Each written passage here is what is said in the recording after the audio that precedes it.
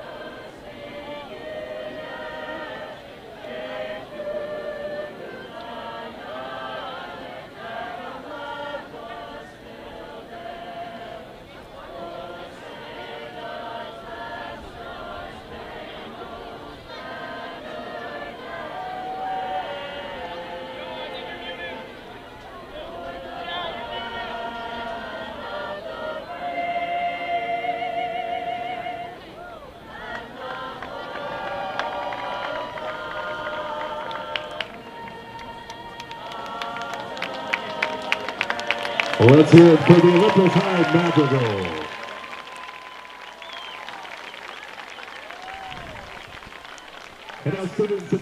Good evening, everyone, and welcome back to Mark H. Manning Stadium for some Friday night football.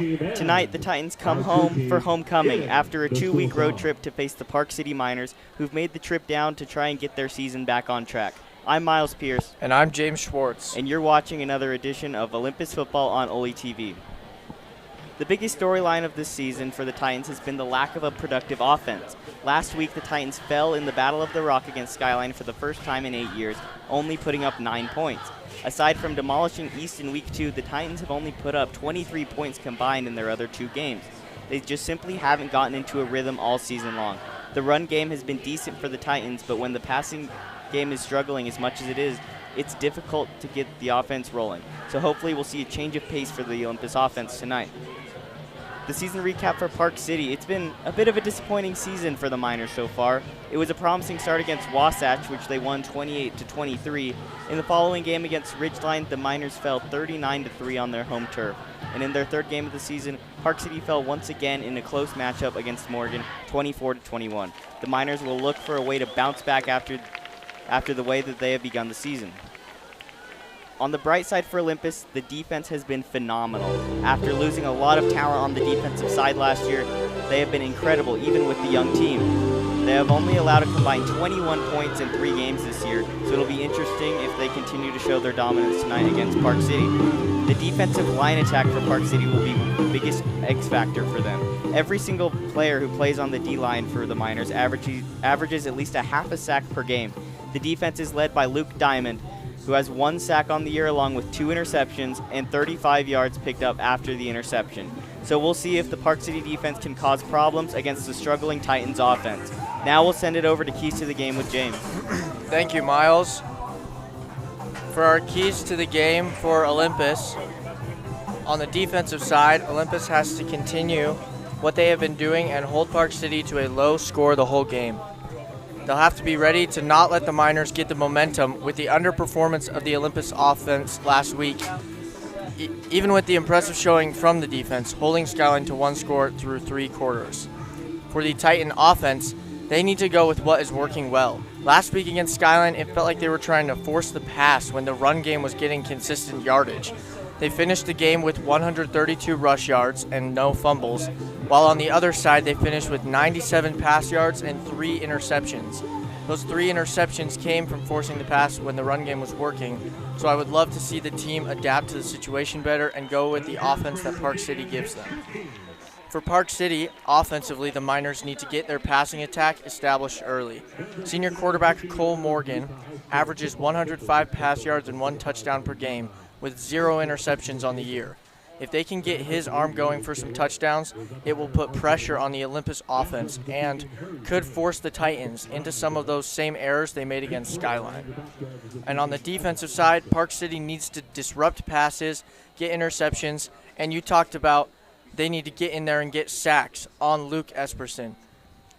they need to shake his confidence, because Esperson has shown in Oly's games this year that if he's confident, he can put up the big numbers, with the team scoring 52 against East. However, in the other two games, as you mentioned, they have only put up a combined 23 points. If Park City is able to get in Esperson's head, it bodes well for a victory for the Miners. Thank you, James. I really like what you said about the Olympus offense. They seem to be forcing the pass a lot more than is necessary. And you saw it a lot last game, exactly like you said. And the play calling on offense was a little too aggressive. You saw the double pass, which really just didn't work out at all, which resulted in an interception where Skyline did score off of on the following drive. So the Olympus offense is looking to find some rhythm tonight. And it all begins with quarterback Luke Esperson. Yeah, and this is an important game for them to win. After a heartbreaking loss in a rivalry game against Skyline last week, they've got to bounce back this week, get the win against Park City, get back on track to have a great rest of their season. Definitely, and this is going to show a lot about who Olympus really is, coming off of a tough loss against a not incredible Skyline team. They really need to show what their true identity is, and as I mentioned, it starts with the offense. They got to be able to put up points against the Park City defense. Yeah, we can't have another situation where your defense holds the team to one score through 3 quarters of a game, and you can't eclipse 2 scores in that time.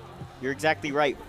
Holding a team to 14 points should be enough to win the game, but just really hasn't worked out that way for the Titans this year. And so we will step aside until kickoff.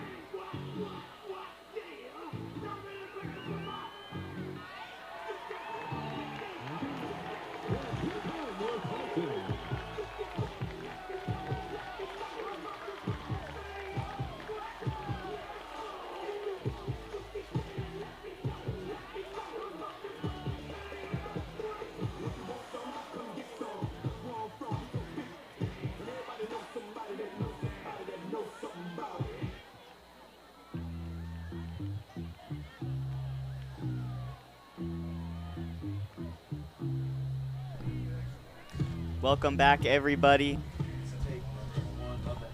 Tonight, the Olympus Titans will face off against the Park City Miners as the Olympus offense tries to get into a rhythm and Park City tries to salvage what seems to be a disappointing season so far. James? Yeah, I mean, a loss in this game and Park City will be down to 1-3 on the season, and it's hard to come back from that, finish his season off strong, and have a good playoffs. So this is a deciding game for them. And for Olympus, we talked about it a bit in pregame. A win right in this game shows this team's resiliency and shows how they can bounce back from a loss, which will be very important as the season goes on. But a loss in this game will just continue to weaken team morale, and it will continue to show that this Titan offense and Titan team is not ready to compete. I like that you bring up how Park City would fall to 1-3, and you said it's going to be a difficult road for them if that happens. But if you look back at last year, our very own Olympus Titans were down 1-3 in their first 4 games, and you saw they made it all the way to the quarterfinals of the 5A playoffs. So it is not a completely lost season yet. They just have to find some things to correct, and they got to do it very soon. And an interesting thing that we can say about that start to the Titan season, in those 1-3 games, the starting quarterback, or at least the quarterback who got the most playing time, was Luke Esperson. And it wasn't until they switched in Max Rice that their season improved. And now you'll hopefully see Luke Esperson finally find his stride on offense and bring Olympus to an incredible season.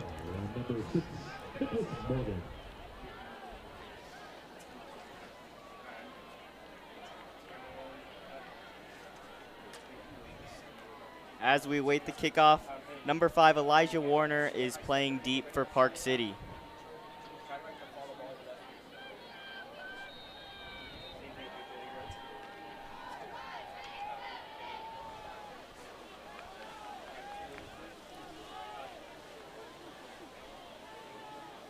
As mentioned before, Olympus coming off a very deflating loss against Skyline, and we'll see if they can right the ship tonight. And the kick is up, and it is away. It's taken by Warner at the 5, and he's running downfield, and he's going to the 30. He's got the 40. He's going to the 45 and goes out of bounds at the 47-yard line. And just absolutely no Olympus players in his way. There is a flag on the play, maybe a holding, but that was just incredible to see no Olympus players in his path until about the 40-yard line. Incredible coverage by the Park City coverage team, because Olympus wasn't even close to bringing Warner down, and he just kept going down around to the sideline, and it looks like it will be called back due to the penalty. Illegal block in the back, I believe, is what was called. Has to be killer for the Miners after a very explosive opening kickoff return. Yeah, lucky break for Olympus as they just fell apart on that return.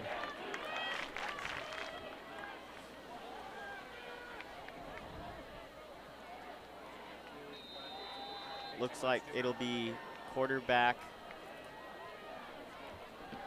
Joshua Hoffer. Hoffer looks to his left, and is caught by number 17, Brogan Price. And something that we failed to mention in pregame was that this Park City offense has been rotating through quarterbacks this year. They have had 4 different quarterbacks taking snaps this year and getting attempts at throwing the ball. And it's hard to develop your offense with that, as Hoffer takes the snap and hands it off for no gain. So the Olympus defensive line stands tall, forcing a third down.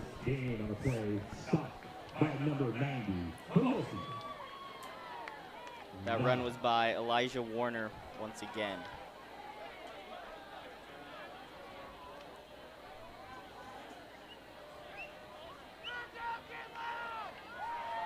Seems like we have someone else under center for Park City. It looks like Nicholas Morgan. Seemed like a bit of a wildcat formation there. And another penalty is called against the Miners. As you see so far early in this drive, Park City is struggling with the penalties. That's now 2 that have taken away third and manageable and an explosive kick return. And now they're stuck with a 3rd and 8 inside their own 20. Not where you want to be. Looks like they're going wildcat formation again. Some pre-snap motion. He takes it and he runs, and he will only get 2 yards. So the Olympus defense stands tall, taking advantage of the Park City mistakes with their penalties as the Miners are going to punt it away. And not a promising start for the Park City offense. Thought it might be with the solid return, but then mistakes, blunders, penalties move you all the way back inside the 20 and give Olympus, they almost gave that possession away to Olympus with all those penalties. Definitely, it'll be Tanner Pidwell punting the ball to number 16, Kempton Rice for Olympus.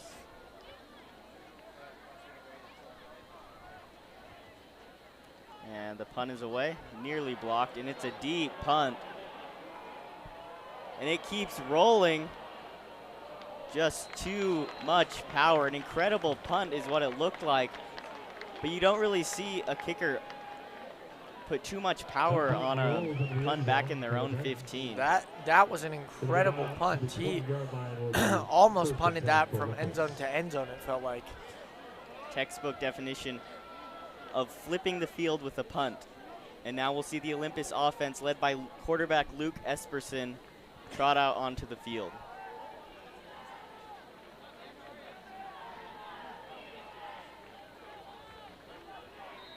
Beckham Allred to his left and Esperson as quarterback. Pre-snap motion by Matsumori. Esperson takes a snap and hands it off to Beckham Allred, and he will be stopped for no gain. And the immediate rush of the pocket by Park City defenders. I don't know how they got in there so fast. The second the ball got handed to Allred, 2 defenders were already in there wrapping him up. As you said, the Park City defensive line had to force pressure, and if they can force Olympus into running the ball, then they're going to be in good shape. Esperson takes the snap, hands it off to Allred again, who has a lane. And he gains about 4 yards after the loss of 1 on the first play. Now this is the dangerous area where Olympus's play calling is going to matter. 3rd and 5, do you run, do you pass? Esperson looking for the play call. And as you mentioned, Esperson's gonna have to make those high leverage throws, and that's what happens on 3rd down. So we'll see if he can do it here. Esperson takes the ball, looking to his left. He scrambles out of the pocket and lowers his shoulder. He's going to be 2 yards short of the first down. Interesting move by him to try to truck the defender. I thought he had a lane to the outside. If he tried to just run that out and tiptoe along the sideline, there was a chance he could have gotten the first down. I have to agree with you. He had the lane to scramble, and he just had to beat one guy before he had the first down. Just decided to truck him and did not work. So Olympus will punt it away.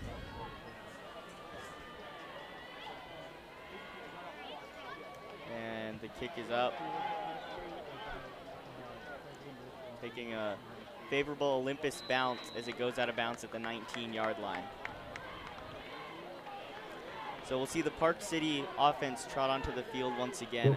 Now, James, what do they have to do different on this drive than the first drive? I mean, no penalties. That's what absolutely killed all of their momentum last drive. So if they want to be able to get up the field and start gaining momentum, no penalties, no mistakes that cost you yards.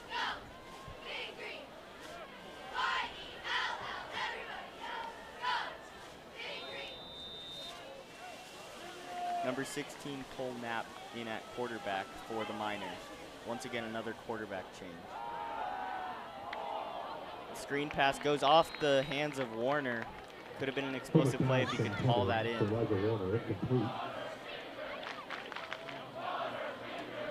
Brings up 2nd down for Park City.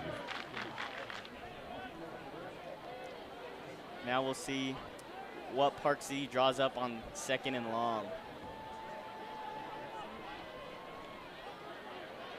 Joshua Hoffer back in at quarterback. Takes the snap, hands the ball off, and will only get 2 yards. So Park City, for the second straight drive, putting themselves in 3rd and longs. And there's the Olympus defensive line showing out. Lincoln Ames having a big influence on that line, as well as Haloti Nada. See, if this early part of the game is any indication of what's to come, this game's going to be won in the trenches. Hoffer takes the snap, fakes the handoff, and scrambles. He's got a lane. He's going to the 30, and he is brought down. Is he short? They're saying he has the first down. So excellent run by Joshua Hoffer, and that is the first down for the Miners.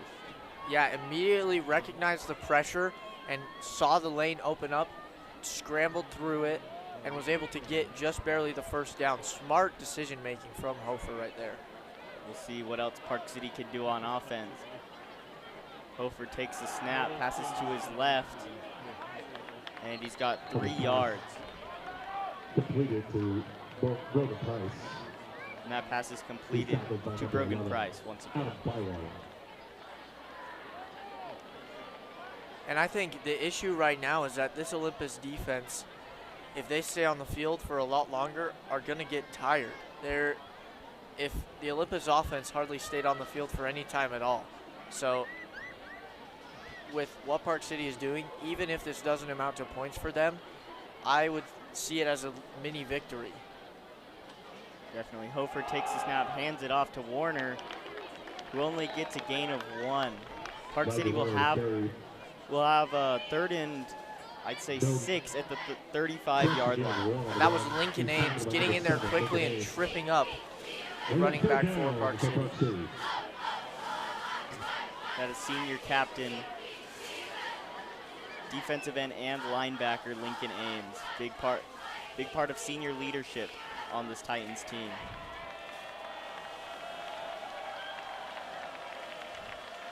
Hofer takes the snap, looks to his left, and overthrows him. Not a good pass by Joshua Hofer, as they are forced to punt once again. Seemed to be intended for Brogan Price, a bit of a favorite target for Hofer so far in this game. You've seen him go to him quite a bit early on, and he has 2 catches, so it makes sense why Hofer would be looking for him once again. And as you mentioned, the Olympus offense needs to stay on the field because the defense is eventually going to get tired. So if they're able to put together a long, productive drive, that would be ideal. A lot shorter kick than last time. And the Titans will have it at the 41-yard line. Would love to see them do anything on this drive, at least get a first down. Just so unpromising to see their first drive and just no progress, no yardage. You're exactly right. They didn't do anything on that first drive, and they could have if Esperson would have just cut to the outside and gone down the sideline. Another one of those mistakes he's been making this year. So let's see if the play calling or just the approach changes for the Olympus offense. Esperson in shotgun formation. Matsumori, pre-snap motion, and a low throw. Esperson was going for Matsumori on the screen play and just underthrew him. Esperson's got to have more confidence and decisiveness with his throws. That's something I've been noticing is there is an amazing wide receiver core on this Olympus team, but if Esperson doesn't have the confidence and decision-making on his throws, then it's going to be wild throws or right into the ground like we saw there every time. Esperson takes the snap, passes the screen to Allred, and it just goes through his hands. Absolutely nothing is working for the Olympus offense. Yeah, I mean, you've got to be thinking, what is happening right now? That's a ball into the ground, a ball through your receiver's hands. What? Ball out of bounds on the 36-yard line. And Olympus is going to get backed up with a penalty as well. Very unfortunate for the Titans, who have just not gotten anything going on offense.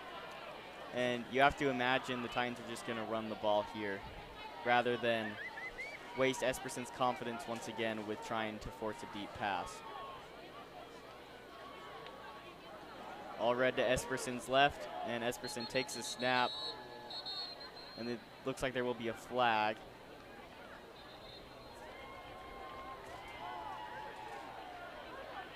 Looks like Olympus called a timeout before the snap. Olympus will return with its first timeout in the first half. Now, James, the Olympus offense is struggling mightily right now. In the first game against Cedar Valley, they relied so much on the screen plays, and as you have seen so far, they really haven't gotten that going as well. How bad is it for the Titans if they aren't able to even utilize the screen play? I mean, it's terrible. It feels like nothing is working. They tried the run. Park City ate it up. They tried passes into the ground through receivers' hands. It's just nothing seems to be working for this offense right now. And the only solution, I think, is you have to get Luke Esperson completing his passes. Because if Park City is dominating the run defense, then you have to be able to pass the ball. But so far, personal errors within the Titans offense have made it so that's not happening. We'll see if they can change that on 3rd and long. Matsumori in motion once again. Esperson fakes the handoff and throws it down to number 1, Luke Campbell. So the Titans offense stalls once again and are going to have to punt the ball away back to Park City. And it's confusing to me why the Titans are only doing these dump-off routes. There seems like no other pass play has been called so far in this game. So I don't know what they're expecting to go differently when Park City seems to know what's coming every time. Exactly, because you've seen it happen 3 times in a row. So something has to change with the offense. And the kick is away. Taken by Warner about at the 20, and he dropped the ball. There's a scuffle for the ball, and it looks like Park City recovers it.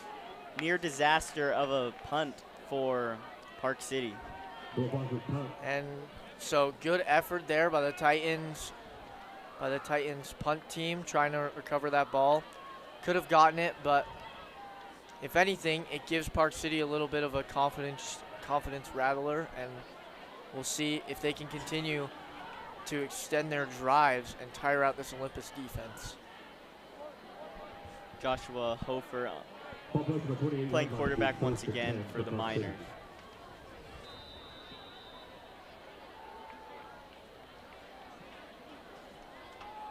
Hofer takes the snap, hands it off to Warner. Warner's going down the sideline, and he picks up the first down in a commanding 13-yard run. And he will be a problem for the Titans tonight. Already on the first return of the game, he was a problem. And there you see, again, a 10-yard run. Took like 2 or 3 Titans just to bring him down. Park City running the hurry up. Hofer takes the snap, passes it to his right. Warner once again is going down the sideline, and he picks up another 9 yards.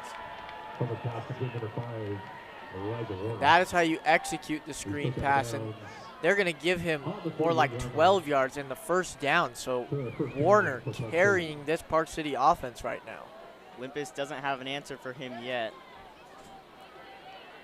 Park City in shotgun formation. Hofer, quick pass to the right, and he's taken down. Oh, and he lost the ball.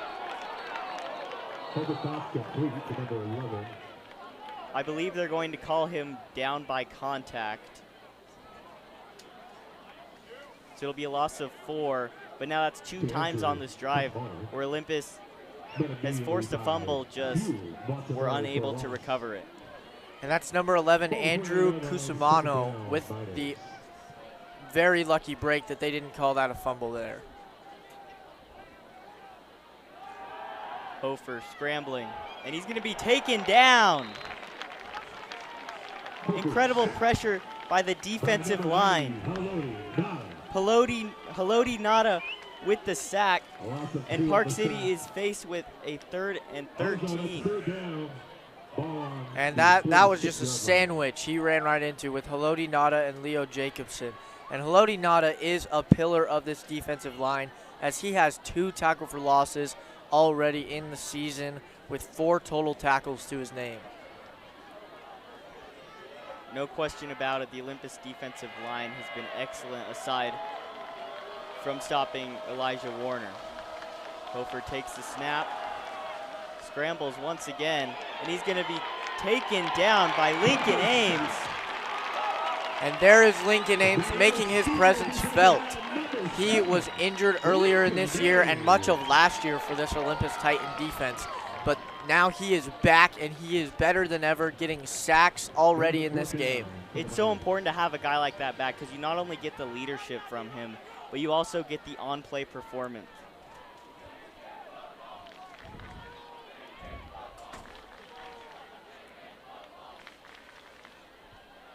Number 16, Kempton Rice will be awaiting the punt. It's a deep punt taken at the 20. Rice is going to be taken, no, not yet, taken down about the 30-yard line. Looked like he was going to go down much sooner, but was able to evade the defenders. And shout out to the Park City punter, Tanner Pidwell. I mean, he is booting that thing deep right now. He's pinning them within the 30-yard line every time, no matter where they're punting it from. It looks like Olympus is going to be sending out a different quarterback. It'll be Preston Farran under center. And Farran has displayed this year, he is a double threat. He can pass the ball and rush the ball. Titans are looking for a change in rhythm as he hands it to Nada. Nada's going around the outside. He's got the 30, and he's still going. Taken out of bounds at the 43-yard line. Flags on the play, though.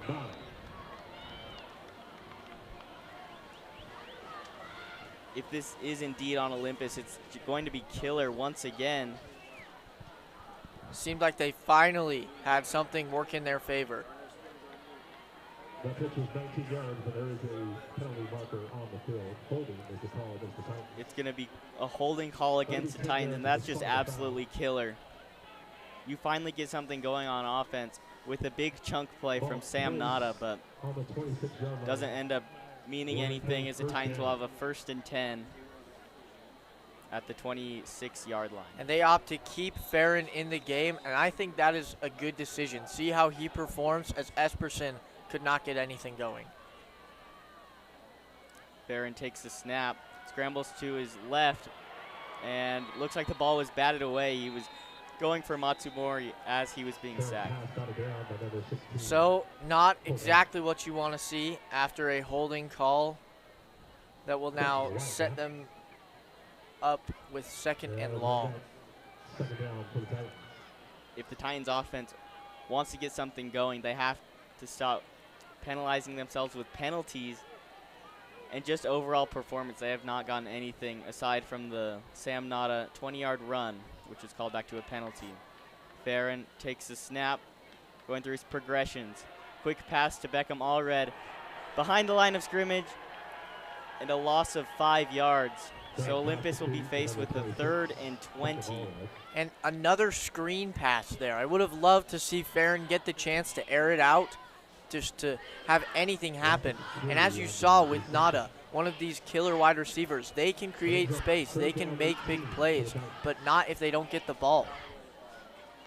You're exactly right. We'll see what the Titans call on 3rd and very long. Farran rolls out to his left. Looks like he's going to pass and way out of bounds. So the Titans will punt once again. The offense still not getting anything going. And it looks like a flag will be called.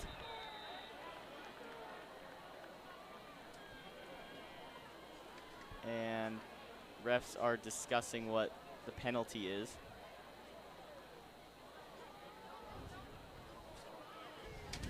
Still awaiting the call.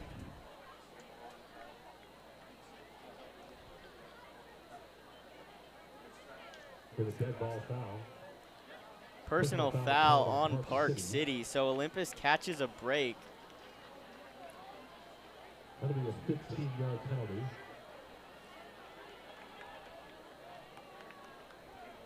Not enough for the line of game. It'll be 4th down for the Titans. And as you saw, if Olympus didn't get themselves in that 3rd and 20, then they could have had themselves an automatic first down right there. But once again, the Olympus offense does nothing at all whatsoever.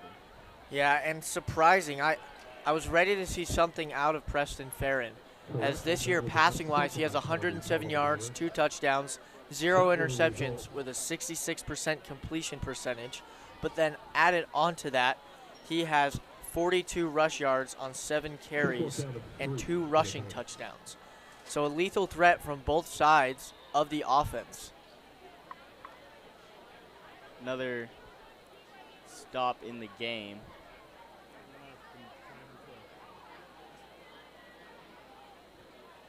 Refs are discussing the spot of the ball, and they'll move it back a yard. But still, the Titans will punt the ball away for the 3rd time tonight.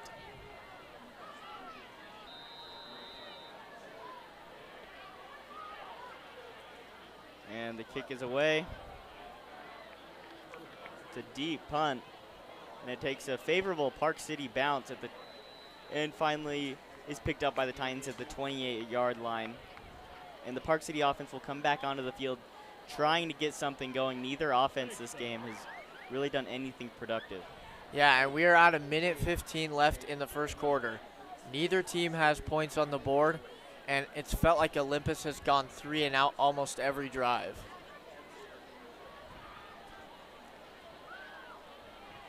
So Hofer will be taking the snap, and Warner will be behind him. Park City running a pistol formation. 2 out wide and 1 in the slot. Hofer takes the ball, hands it off to Warner, and he gets pushed for about 2 yards. Once again, the Olympus defensive line coming in clutch. And now this is where we really start talking about this Olympus defense is going to get tired. Park City has been staying on the field longer than Olympus's offense has. Definitely something to watch as the game progresses if the Titans can't get anything going. Hofer takes the snap, pitches it to Warner, who's got a lane, and he somehow manages 4 yards. What an excellent run by Elijah Warner. Little hesitation got him around Sam Nada there for the nice gain.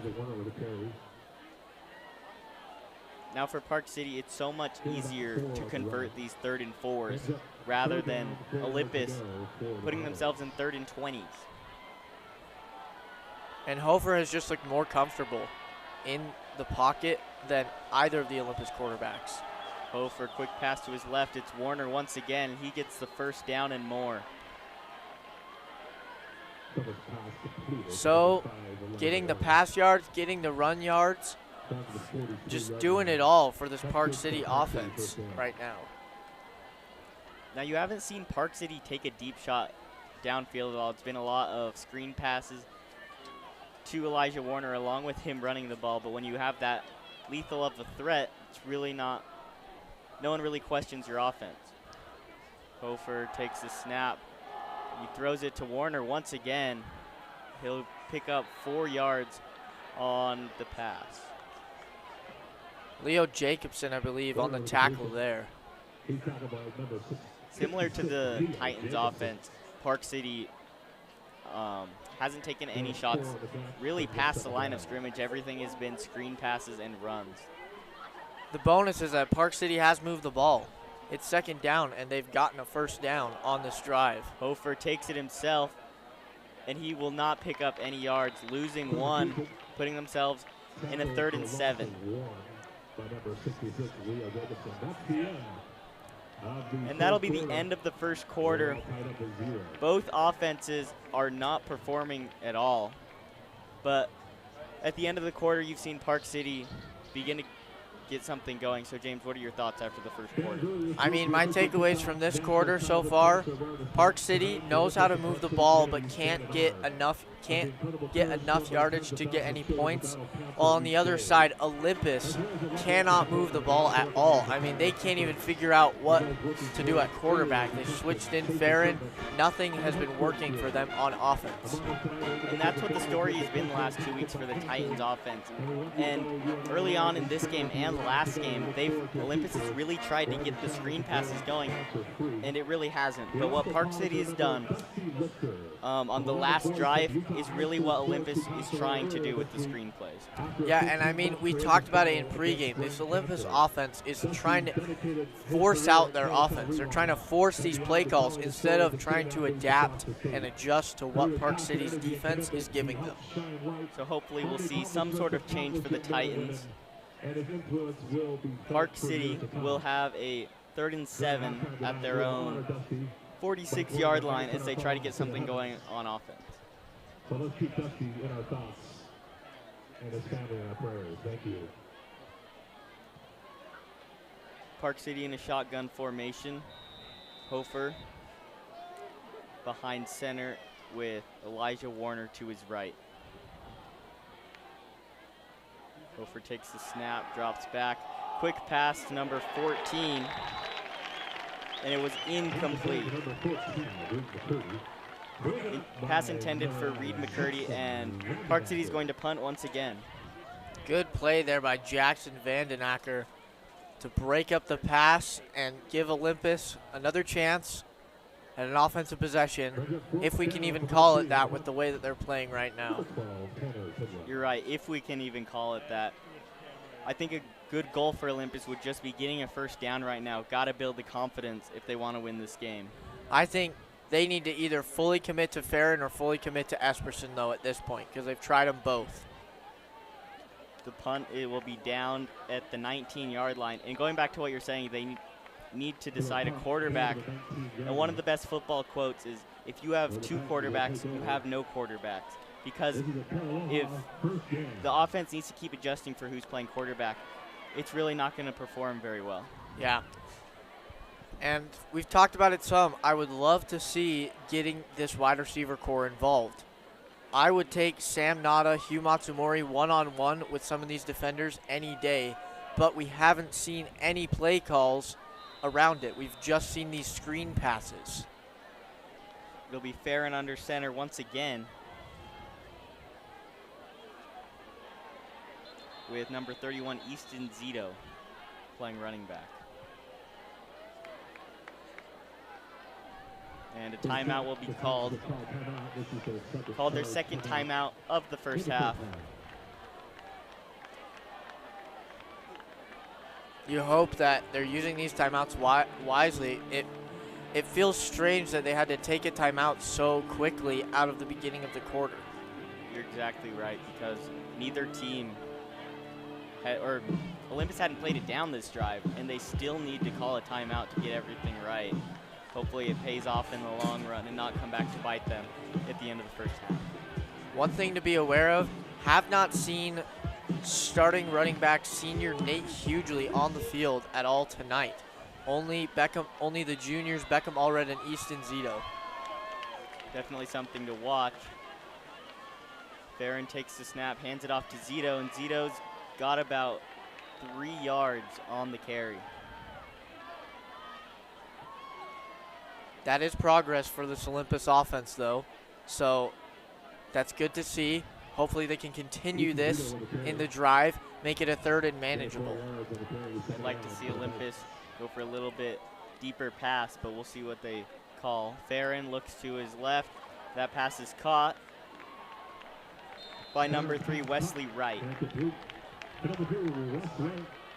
And now this is where you should feel good as the Olympus offense. 3rd and 1.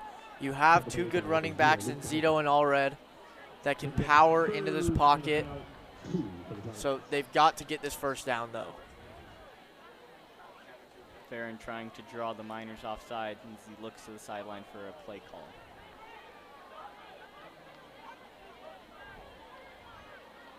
The 3rd down play. Farron fakes the handoff and is caught by Sam Nada. And it looks like he picks up the first down. So excellent progress on this drive for the Titans offense. And so Nada pushing his way to the line to gain, getting the first down for the Titans, and a key first down of building this chemistry for the offense tonight. That was the first down for the Titans tonight. Let's see if they can continue that. Nada in motion as he hands it off to Zito. Zito's picked up about 3 yards, and a flag comes in after the play.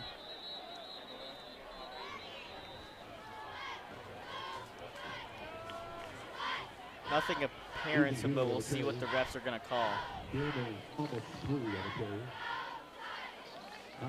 This is on Olympus. It's going to be absolutely killer once again. Early on in this game, they have not done well with the penalties. Yeah, they're discussing something, so you wonder what it could be. The flag did come in late, so have to imagine it was after the play. Personal foul targeting on Park City. So one of the first times this game that the penalties have gone against Park City and not against Olympus. So Titans have to take advantage of the personal foul. Yeah, I mean, Olympus, like you just said, they just got moved up a ton on the field. That was key yardage that they haven't been able to progress and get up to this point. So you hope that they can capitalize on it, get down the field, and get the first points of the game on the board. Doing so would be a huge boost of momentum for the Titans. Matsumori out to the left and cutting across. The jet pass to Matsumori, who's got a lane for about 5 yards. Getting Hugh Matsumori and Sam Nada involved, not a bad idea on offense, and they're getting them consistent yardage. And as you can see, Nate Hughley in the game for the first time tonight. Let's see how they utilize him.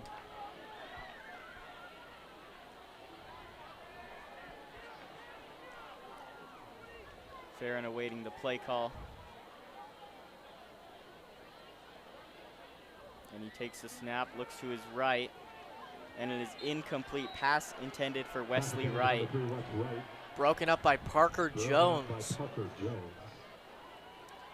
So now Olympus finds themselves in another 3rd and long, exactly where they do not want to be.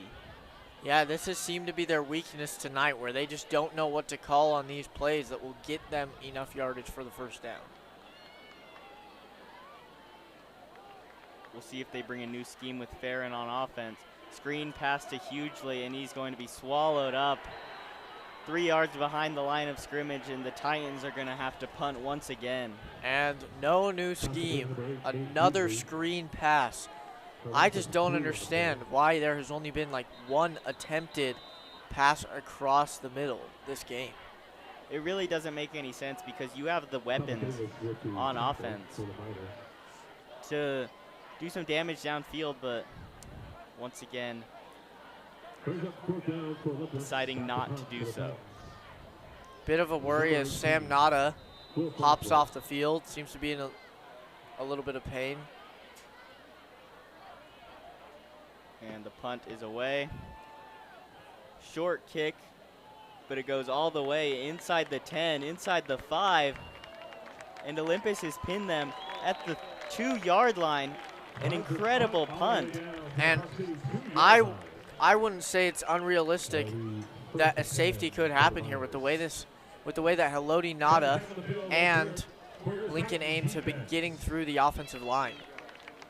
It would absolutely be huge for the Titans if they are able to do so.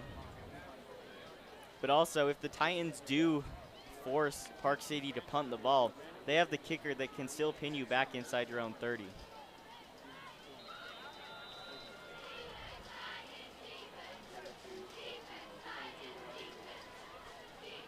Hofer awaiting the snap. Warner in motion, and he almost fumbled it, but Warner's got a lane.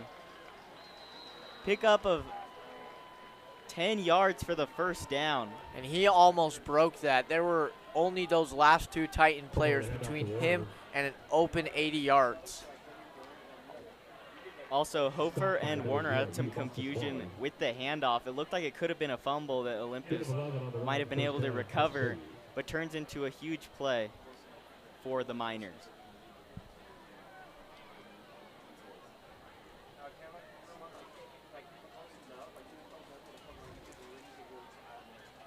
Park City in pistol formation this time around as Hofer sends Warner in motion, and he hands the ball off to number 30, Ethan Cunningham.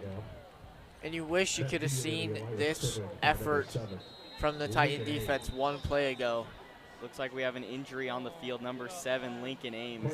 This would be absolutely killer for the Titans.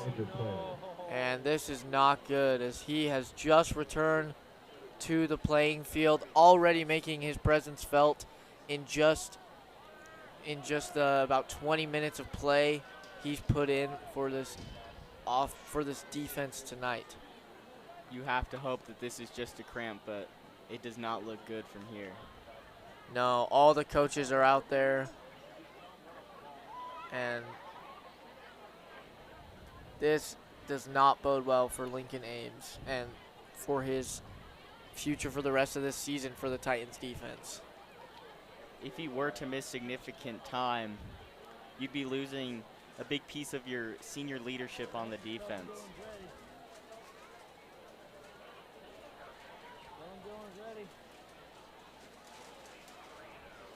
And the Titans defense has been so good, and one of the reasons they've been able to win 2 games this year is just how good that they have been. But Lincoln Ames still down on the field, being tended to by the trainers. And you have to hope that this can drive this Olympus defense and this Olympus team to get points on the board, get big stops. As you can tell, they care as they kneel down, and they're all hoping and praying that Lincoln Ames is okay.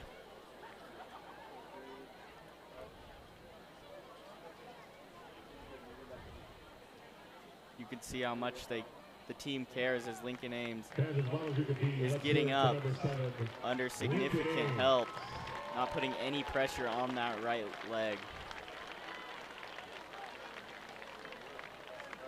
Do not like to see it.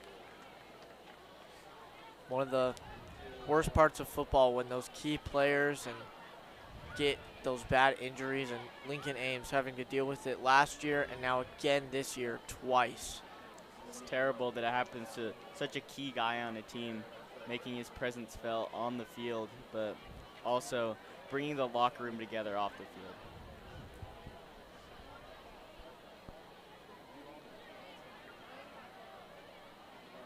And he is having to be carried off the field. He can't even make it off. This is not looking good for Lincoln Ames.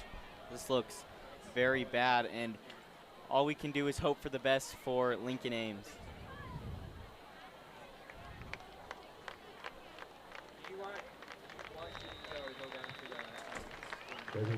So after the stoppage of play for the injury to Lincoln Ames, Park City trots their offense back onto the field facing a 2nd and 9.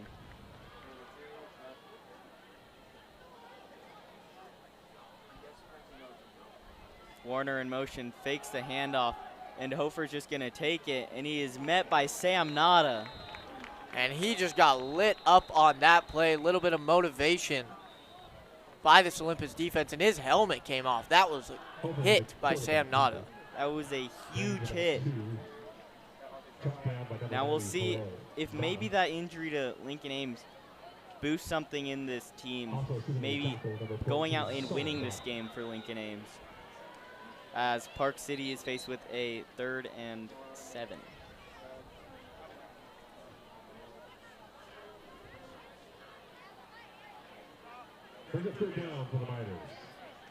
So we'll see what Park City draws up for the 3rd and 6. And I believe it'll be Cole Knapp into the game. Low snap. He's gonna throw it deep. And it's caught. It's caught at the 47-yard line.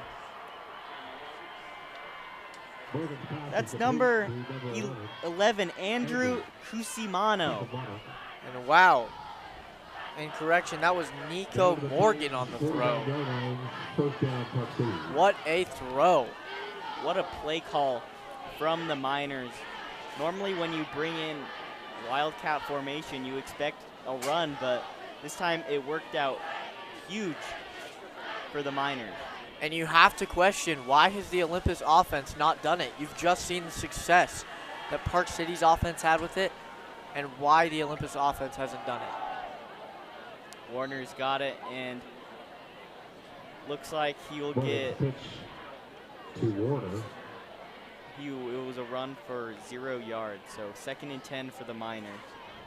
Tackle for loss by number 0, Hugh Matsubori. It'll be 2nd and 11 for the Miners. Now we'll see what Park City draws up on 2nd and long.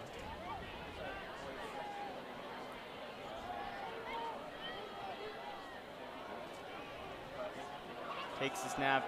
Looks like he's gonna run it for the gain of 2 yards. The Miners will be faced with 3rd and 9. Bowden for a gain of 2 on the run. First met by number 24. Yeah, Mark Peterson was standing there waiting for Hofer to get in the pocket. He got lit up immediately. During this drive, we've seen Park City switch off between Joshua Hofer and Nicholas Morgan. First timeout of the first half. Park City will call their first timeout of the first half with 5:14 remaining. James, this has been a very defensive matchup. What does Park City need to do on this possession to get their offense going? Well, I think they started doing it. I think those deep shots, those plays that they need to stop, both teams need to stop playing it safe on offense. That's not how you're going to get down the field and score points to win the game. Playing it safe on offense, you'll maybe get a couple first downs a drive, but that's it. If you don't take some big risks like that, 30-yard pass play or around there, then you're not going to be able to get down the field and get touchdowns, especially with both defenses playing as gritty and as tough as they are. Going back to what you said earlier in this game, both defense are eventually going to get tired with being on the field for so long.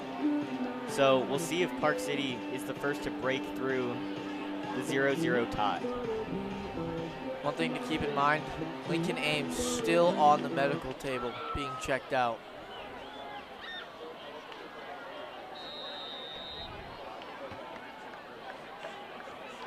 Looks like it'll be Nicholas Morgan under center.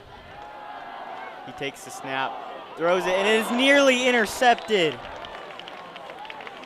Nearly intercepted by Adam Bywater. And that's something we saw in the first home game for Olympus. They need to haul in those interceptions because they're so close to being able to capitalize, switch the momentum. And with this good a field position, they would have been at the 50. So you've got to haul that in. If Adam Bywater does haul in that pass, I'm not sure Park City is able to stop him, as he likely would have had a pick six.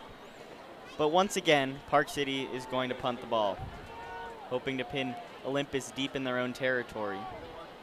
High snap, and the kick is up. It's a high punt. Fair catch by Rice at the 15-yard line. As Olympus will trot out their offense once again, trying to score for the first time tonight.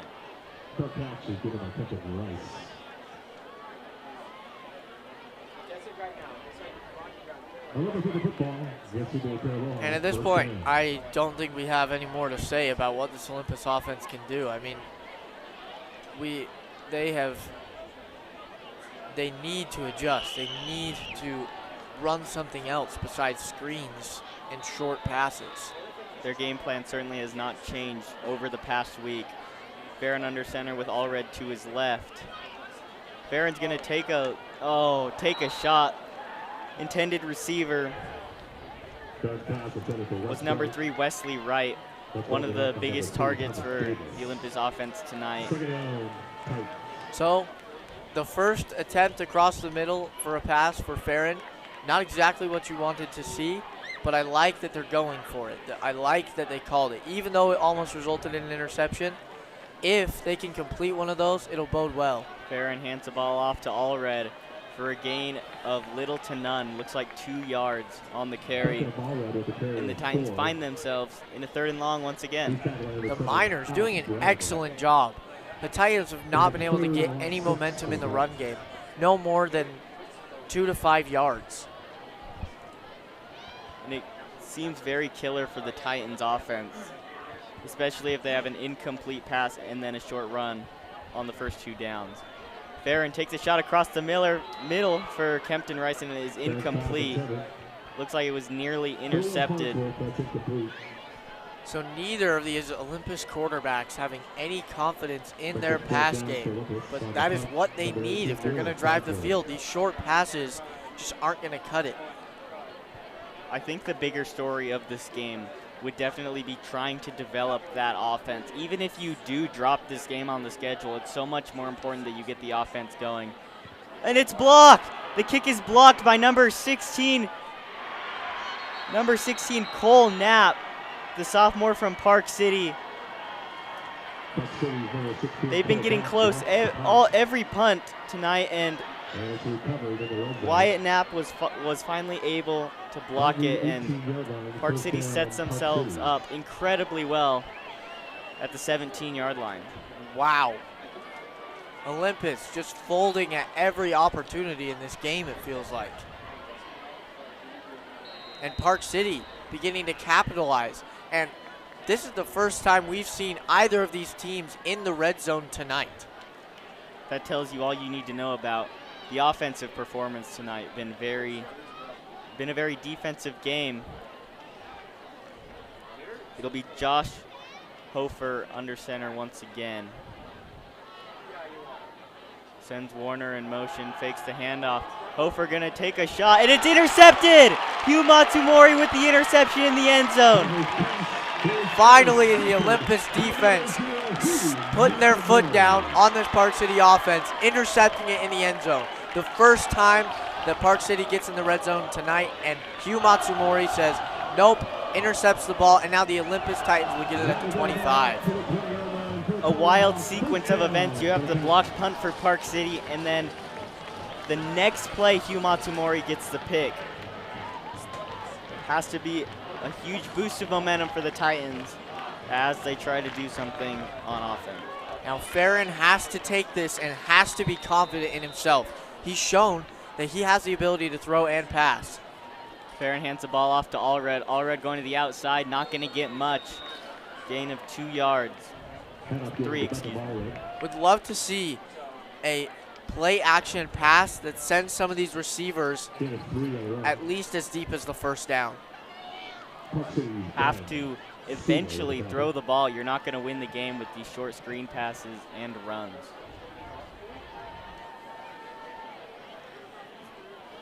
Ball handed off to Zito, who powers his way. And he's somehow going to get a gain of 5 yards. Very aggressive run by Easton Zito. I think they're cutting him a little short on that run.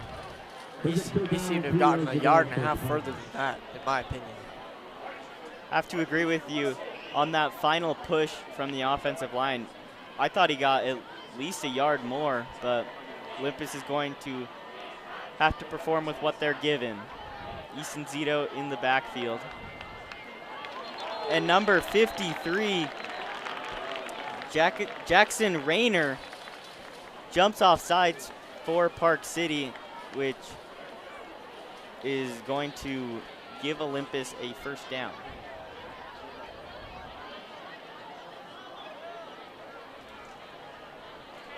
And that's a huge blunder there by Rayner as Olympus gets a first down, and if they can just keep doing that set of downs there for Olympus looked very clean. There were no moments where you thought, oh, they didn't get enough yards on this play. Uh-oh, they're deep third down territory. No, they ran it very well. See if they can do it again.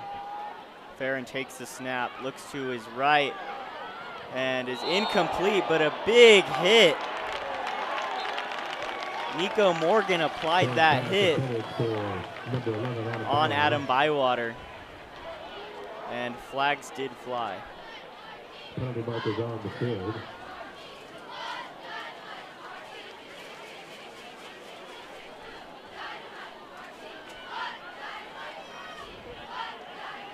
Waiting the call, have to imagine it will be on Park City after that big hit.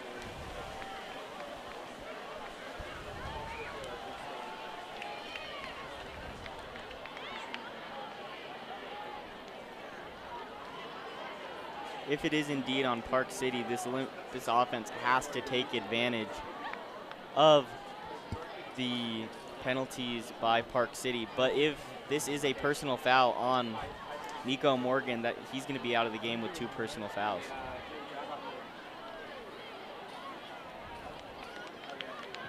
Personal foul is called on the Miners. It's going to be a personal foul called on Park City. Olympus has a chance to take advantage of this huge opportunity. Gaining a little momentum, getting a little more chemistry. Like you said, that's what's important in this game if Olympus can establish their offense. Farron, he fumbles the snap and he falls on it at the 40. It's going to be a loss of 6 yards for the Titans after gaining 20 in penalties. Not what you want to see. Just another mistake by this Olympus offense, setting them back after a huge break. Now the Titans find themselves in a 2nd and 18. Olympus wants to convert this first down this drive. They need to take a shot. Farron, going through his progression, scrambles to the left.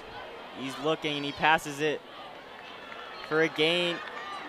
Never mind, incomplete. Pass intended for Kempton Rice as the Titans find themselves in another 3rd and double digits.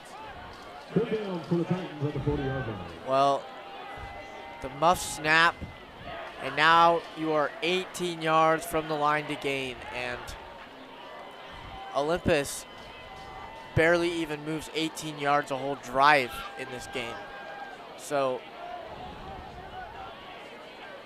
we hope that they can get something going, but very unlikely here. Especially with how they perform on 3rd down. Farron scrambles to his left, looking downfield, and he's going to be hit. What a sack by Park City. And just the hesitation by Farron. You saw he cocked his arm back to throw and then tucked it back in and got hammered on that huge hit. He had nowhere else to go. Just wasted opportunity for the Titans once again as they're going to punt the ball again. So you have to ask the question, what do the Titans do at quarterback? Neither Farron nor Esperson has performed to a high level at all in this game. And the punt is away. Low kick once again, but it's rolling. Going down to about the 31-yard line. It was recovered by Nico Morgan. Nico Morgan doing it all for Park City on defense, and then receiving, even getting some reps at QB. Looks like it'll be Josh Hofer for Park City, trying to do some damage with the minute and 20 seconds remaining in the first half. You have to wonder, do they go back to those deep passes? You would think so with so little time left, but also with the domination of Eli Warner, you might hand it off to him as well. Hofer looking to his left, and it is caught. Number 17, Brogan Rice, but he gets out of bounds, so that stops the clock after a gain of 6 or 7 yards.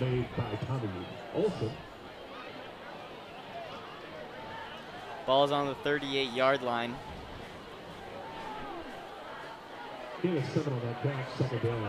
Park City taking their sweet time getting the playoff.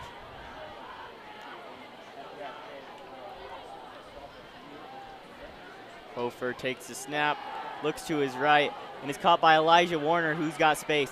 He's got the first down, and gets out of bounds at the 45-yard line. The Park City offense is rolling this drive. You don't like to see the first down. However, well done by the Olympus defense to only let him get about 4 yards on that play as they rushed 5. The screen was called, and it was a great play call by Park City. But Olympus played it well, only let him get about 4 yards. So even though the first down was unfortunate, great job by the defense not letting him get any more. Hofer takes the snap, and it's tipped and incomplete. Could have been a big opportunity for the Titans to intercept that, but they'll take what they can get. Almost intercepted by Mark Peterson on the play. Would have been big if they could have gotten another turnover on 2 straight drives. A minute remaining for Park City. 2nd and 10 from the 44-yard line.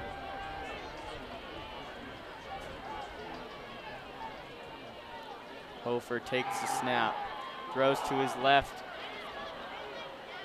and Elijah Warner is going to get out of bounds at around the 47-yard line. Something I noticed, at least on that play, Hofer backs up quite a bit in the pocket when he drops back, and I think it's limiting Warner's ability to get yardage as he's having to take it a yard or two behind the line of scrimmage because of how far back Hofer is backtracking. Hofer steps back once again, and the pass is complete to Brogan Price, and they're not going to give him the first down. Looks like it'll be 4th and 1.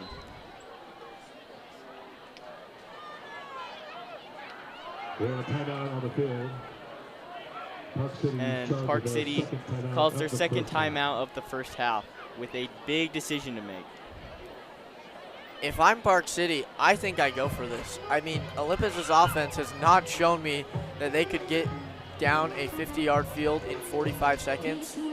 So if I'm Park City, I think you take the risk. I think because if you get 20 more yards, you're in field goal range, and you could get the first points of the game on the board to close out the half. That would be an insane momentum carrier considering how many points are on the board right now. I have to agree. I think you do go for it. Based on the spot, it looks more like 4th and inches rather than 4th and 1. And I think you don't try to do any of this short pass stuff. No, I think Warner has been consistent enough for you that you punch him right up the gut and he'll be able to get at least 1 yard. And it looks like they are trotting the offense back onto the field. We'll see what Josh Hofer is able to do.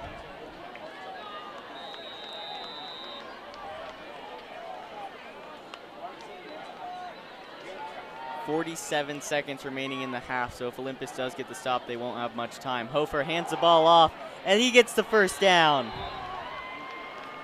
Number 20, Maximus Manley, is able to pick up the big 4th down conversion. The clock is running, however, so Park City has to hurry up.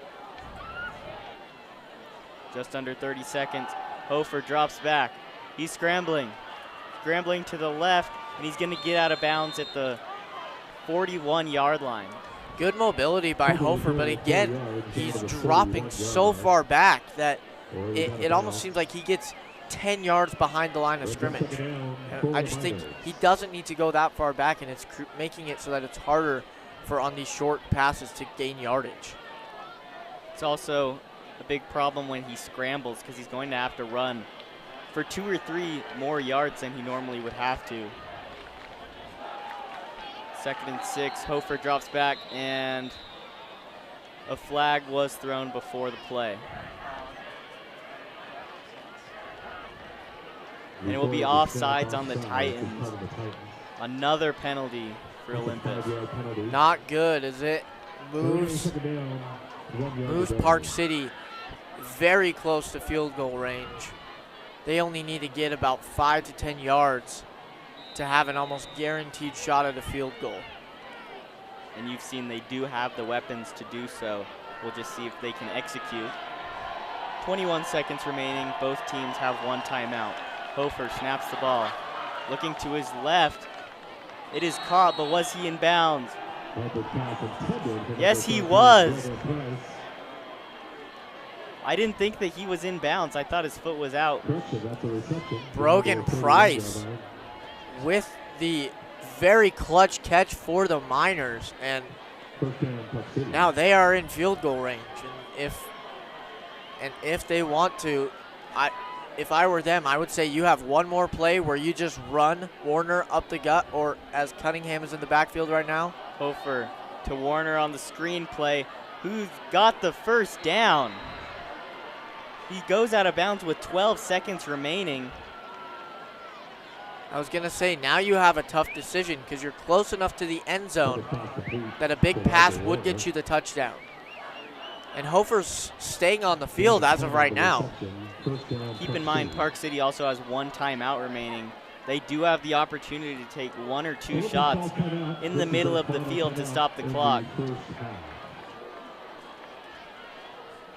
And a timeout will be called by the Titans, trying to get what they're doing on defense straight.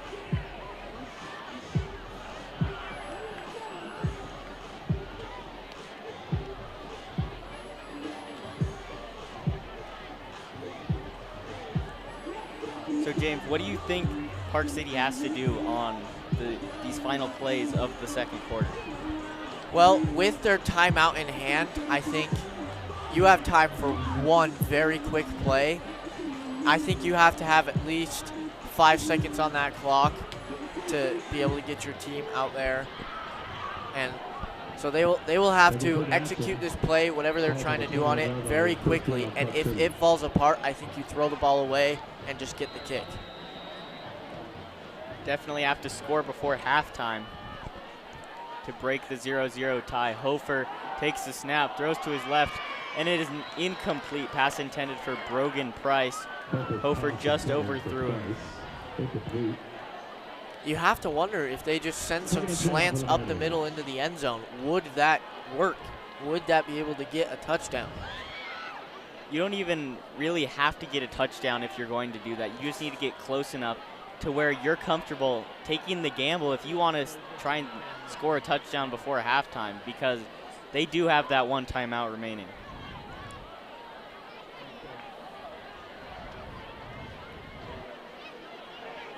Play clock is running down. Hofer is scrambling to his right, and it looks like he's just going to go out of bounds. 3.5 seconds remaining, and Park City is going to kick the field goal. Brings up third down for the Miners.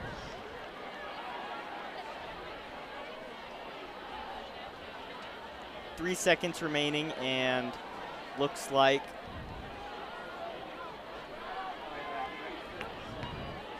Tanner Pidwell is going to be kicking the field goal.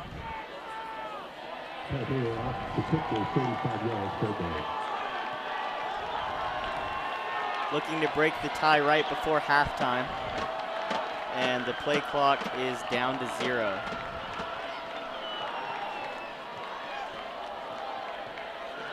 Play clock is at 0, yet no stoppage yet. They're going to let him get the kickoff, and the kick is up. And it is good. So the play clock ran out before the play, but refs did not call the delay of game penalty. So the Park City Miners will head into halftime with a 3-0 lead as Coach Burt is getting his money's worth. And that is an absolute blunder by the refs. You cannot just not do the play clock, but now, after the Olympus coaches have been arguing, there's going to be a flag on the play. Just absolutely can't happen. Penalties have killed Olympus all day long.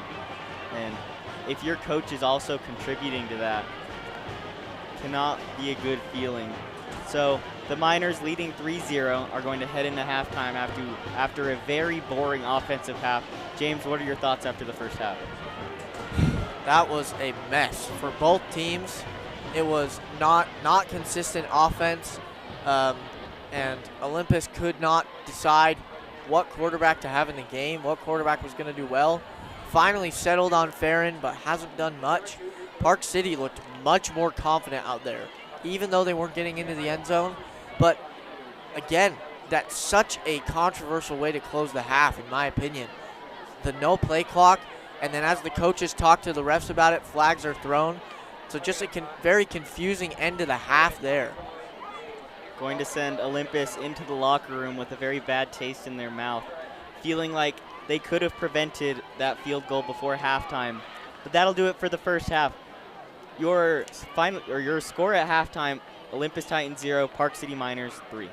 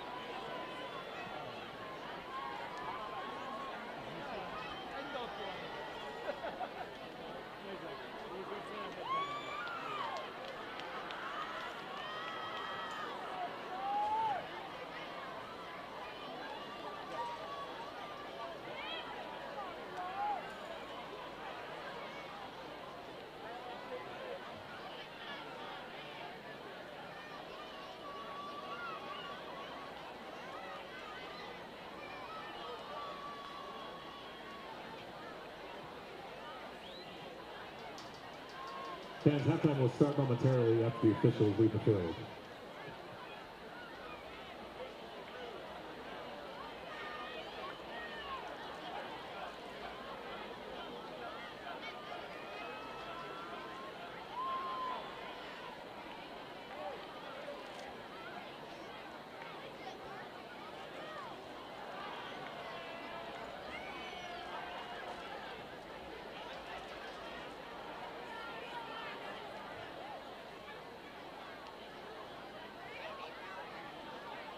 Okay, fans, to kick off our homecoming halftime, let's show some love for our cheer team, the Athenians, and the Olympus Dance Company.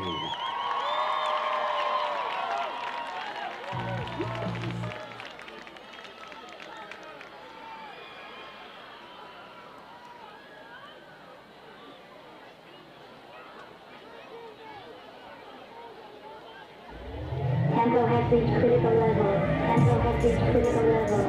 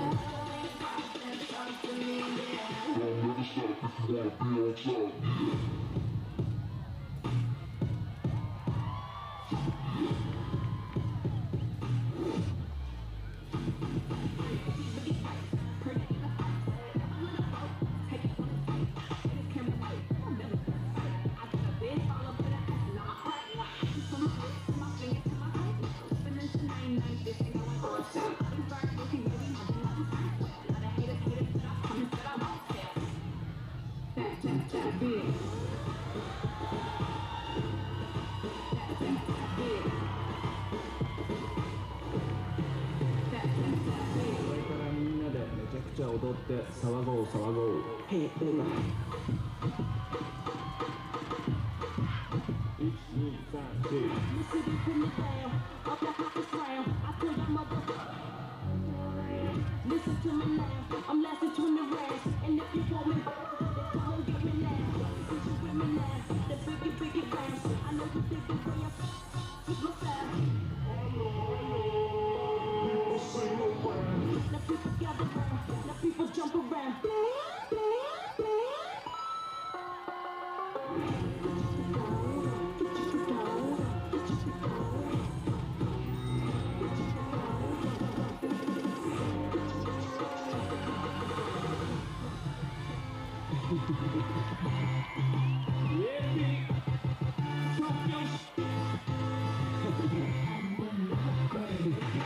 I hear you be the block, but I'm the life to keep the street cold. Just do the crack, the life to keep them on the leash. So I don't know how to know that I'm alone for a reason. Sending you a drink and the fees, don't believe. I'm high, this won't be easy. No doubt, now trust me, you need me. This ain't a straight up with a chick or a ego. What you need to do? Right, what you need? I'm the upgrade, put some new pace. Introduction to some new things. Upgrade,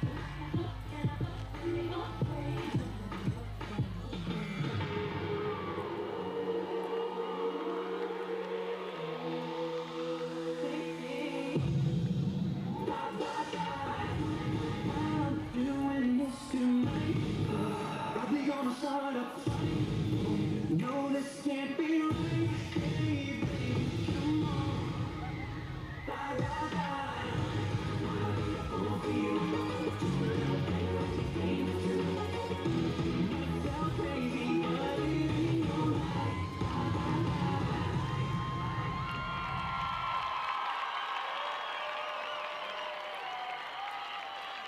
And get set for your two-team. Your Athenians and the Olympus Dance Company. Cheerleaders are led by head coach Dave Castro. The Athenians are led by head coach Ali Ashworth. And Dance Company is led by Jesse McCullough.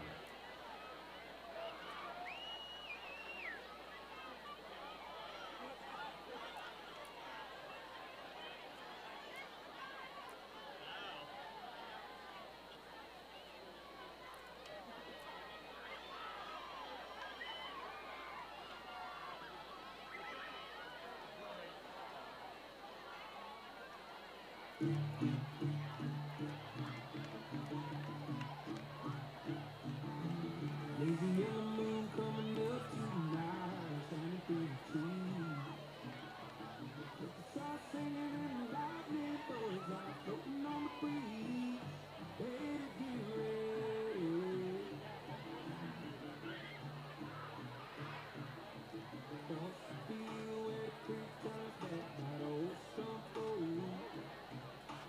I'm gonna take you to a special place that everybody knows. Ready to get ready. Ooh, you and me go fishing in the dark, lying on a backseat, counting stars when the blue grass grows. Down by the river in the cool moonlight, we'll be falling in love in the middle of the night, just moving slow.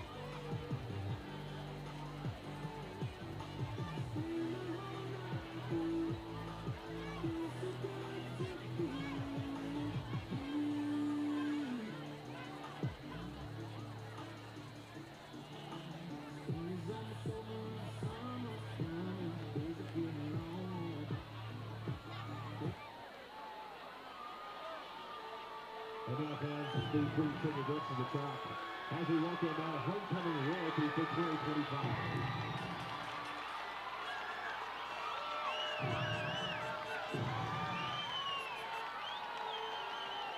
Your homecoming princess, Anna Neff, is escorted tonight by your prince, Jackson Brinton.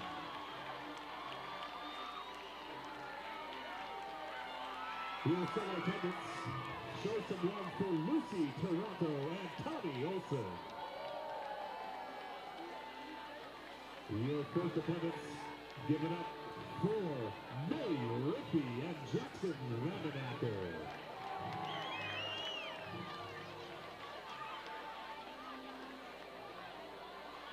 And now, let's hear it for your Olympus Titans homecoming queen, Izzy Thomas, joined by your king, Henry Kaufman.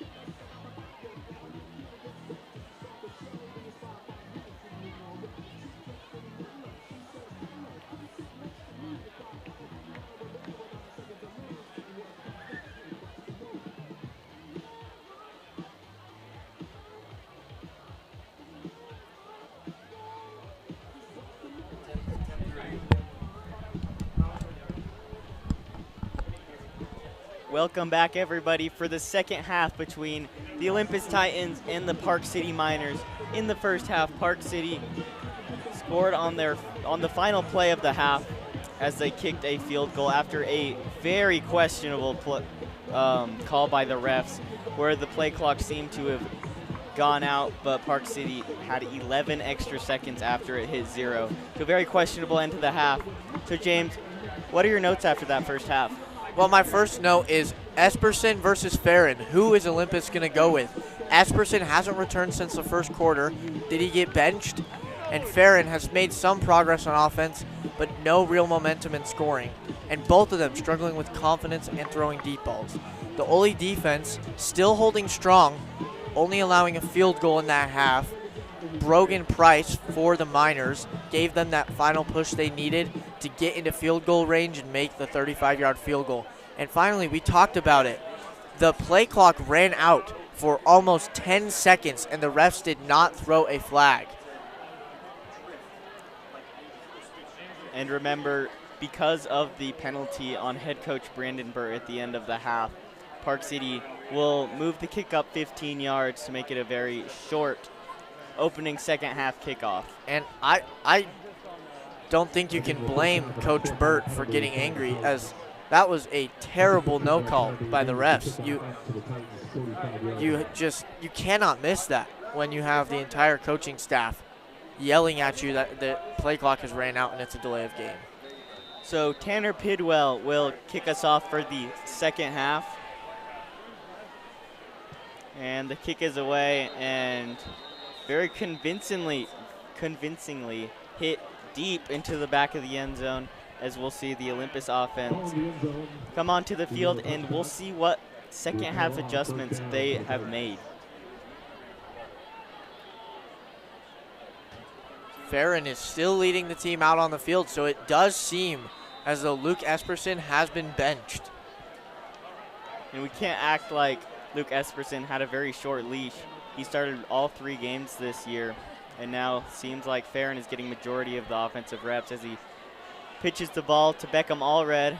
Doesn't get much, maybe a gain of 1 yard, as the first play of the half, the Olympus offense doesn't get anything big. So a real dogfight tonight between these two teams, and Olympus has to dig their heels into the ground and use Lincoln Ames' injury, use the blundered no call by the refs, use those things as momentum to go score the ball, score a touchdown. Because if you can go stuff that in their face with a touchdown, then this Olympus offense will be in very good shape. Farron alone in the backfield as he takes it himself, and he's still going for the first down. An incredibly aggressive run by Preston Farron. Farron showing off his mobility and his ability to move.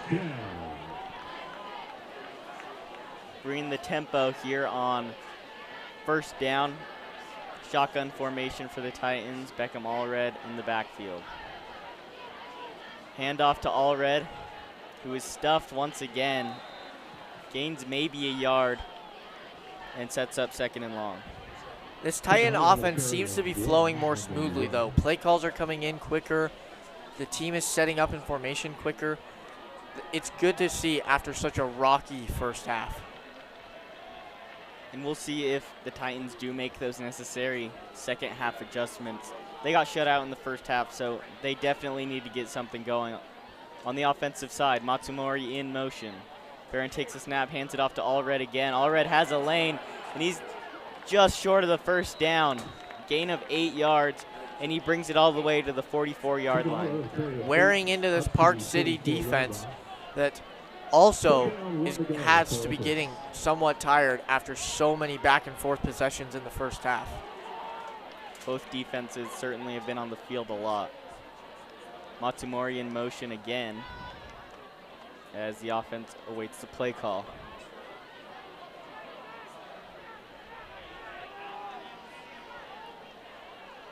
Nada in motion, and the handoff to Zito, who gets stuffed for a loss of 2 yards.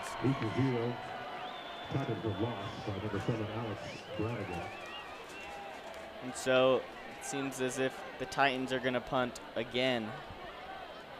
So another punt for the Titans, and 4th and 2 for the Titans. almost uncountable at this point. Has to be close to 10 punts on the night. It has been a very sloppy offensive showing by both teams, and nearly blocked as it's fair caught at the 27-yard line by number 6, Nico Morgan. Now Park City is going to see if they can continue what they got going at the end of the first half. We'll see if quarterback Josh Hofer is able to carry them down the field along with the help of Elijah Warner. And those have been the only two names we've really mentioned tonight are Elijah Warner and Brogan Price. No one else really making an impact for this Miners offense, but it has been enough.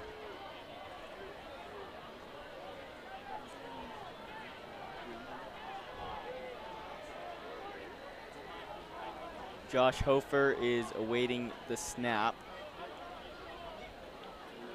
Handoff and the pass. The jet sweep is going to get them 4 or 5 yards.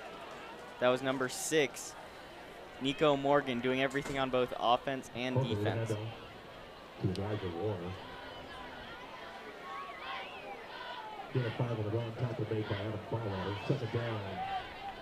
Correction, that was Elijah Warner. 2nd and 5 for the Miners. Warner in motion. He's going to the outside, and he's going to be stopped behind the line of scrimmage. Going to set up a 3rd and long for the Miners. Well, and we can't say that we haven't seen this before tonight. The question of who wins this game is really going to be decided who wins on the offensive side, because both defenses have been, we really don't know if both defenses have been incredible or both offenses just really have not performed to the best of their abilities.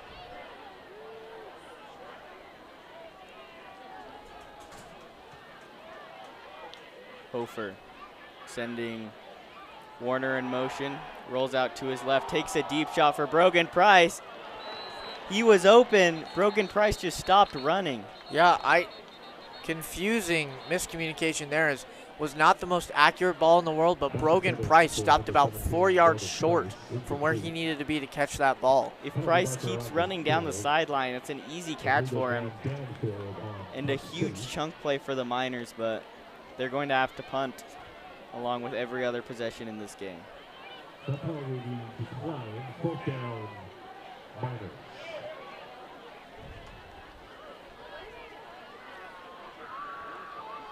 So one of the star players of tonight's game, Tanner Pidwell, on to punt once again. Probably the MVP of this game, the way he punts the ball just so elegantly. And the kick is away. Takes a favorable bounce for the Miners. Pins Olympus inside the 20 at the 16-yard line.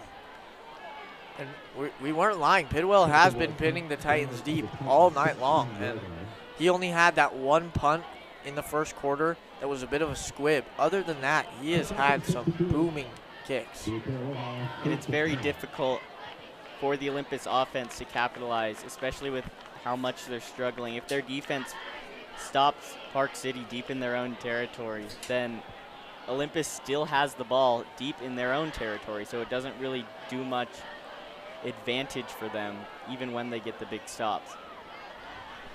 2 possessions in, I think Farron has been named the starter for the rest of this game. I would be very surprised to see Esperson put back in the lineup. Farron under center, and he takes the snap, fakes the handoff to Hughley, takes a shot downfield, and it's caught! Luke Campbell. Yes. It's caught at the 40-yard line, and the Olympus offense has life. This is what we've been waiting for. Farron finally gaining confidence, taking the shot downfield even as he was getting hit. And it has been called an incomplete pass. Killer for the Titans.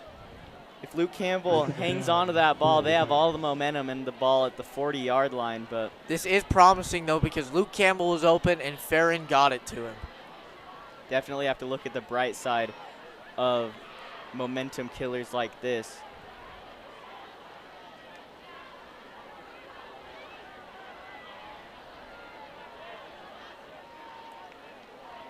Farron in the backfield along with Beckham Allred.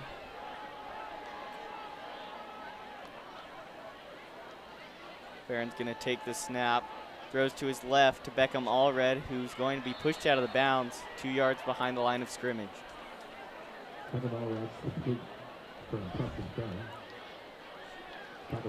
Setting up another 3rd and long for the Titans offense. They really have not been able to capitalize on any of these drives because they just keep getting themselves in these difficult 2nd and 3rd downs. Yeah, it seems the only distance they can convert these 3rd downs on are 5 yards or shorter. Farron alone in the backfield, looks to his left, throws to Luke Campbell. And it's intercepted. Intercepted by number 3, Thomas Davis. Wow. And just so demoralizing as this Titans offense. It was a good look. Great play by the Miners defense. And the Miners have played as the better football team tonight. They really have, and that has to be killer for Olympus. You had the one-on-one with Campbell, but just unable to bring it in, and it ends up being an interception for the Miners. And looks like we're going to have a false start on Park City.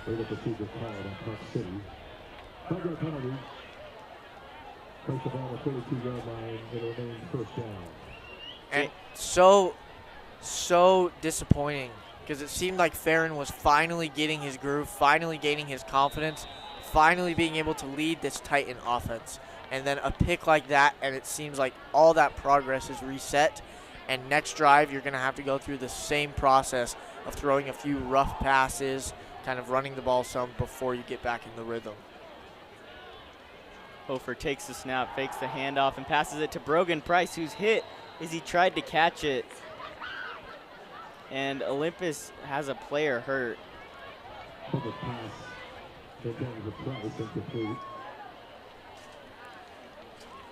And Brogan Price went into the Olympus defender hard.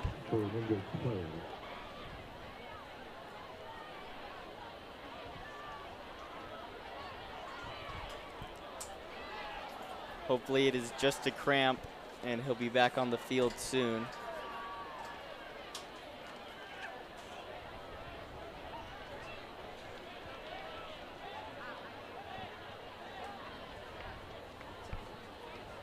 Looks like it is number 9, Jackson Vandenacker.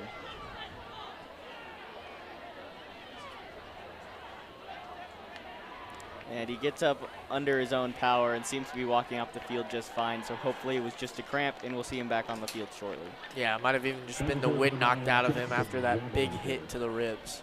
That was a very big hit and caused the incompletion. Ball on the 42-yard line, 2nd down, 15 to go for the Miners.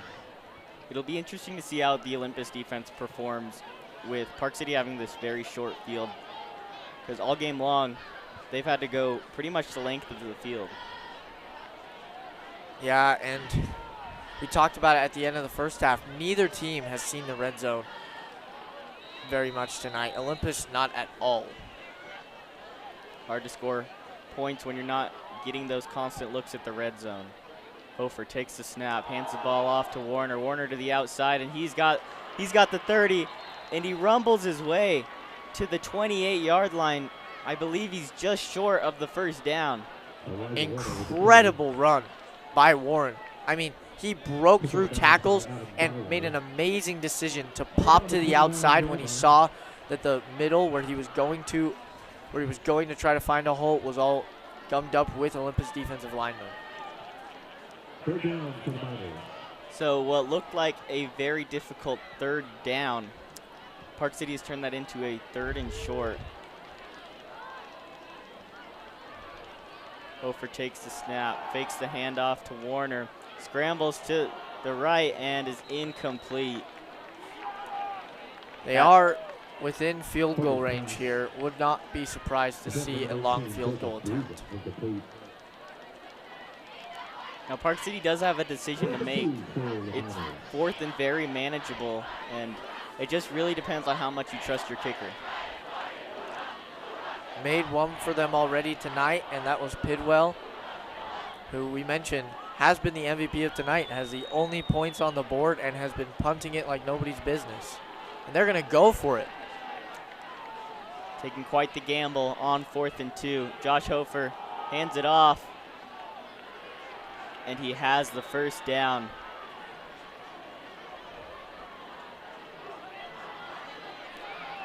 Ethan Cunningham with the carry for the first down, and Park City is driving. Hofer takes the handoff and hands it off to Cunningham once again. He's going to power his way for a 4-yard gain. And this Olympus defensive line is exhausted. You can tell. I mean, they have been stopping the run all night. And when you put them in a position where they have to limit them from the 40-yard line and not let them get that many yards, it's hard to stop them. Handoff to Cunningham, who the Titans cannot bring down. Rumbles his way inside the 15.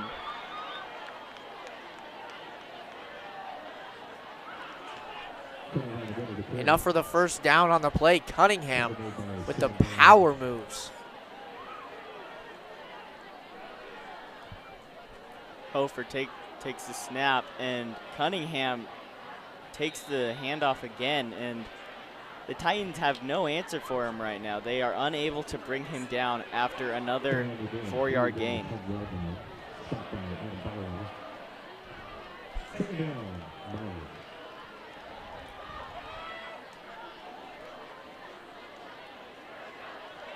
And this is just honestly a pitiful performance from the Titans tonight, as we were expecting the offense to come out, score points, expecting them to hold Park City, and the defense has. They've held them to 3 points through 2.5 quarters. Hard to ask them to do more than that. And a timeout is called by Park City before the play. That is their first of the second half.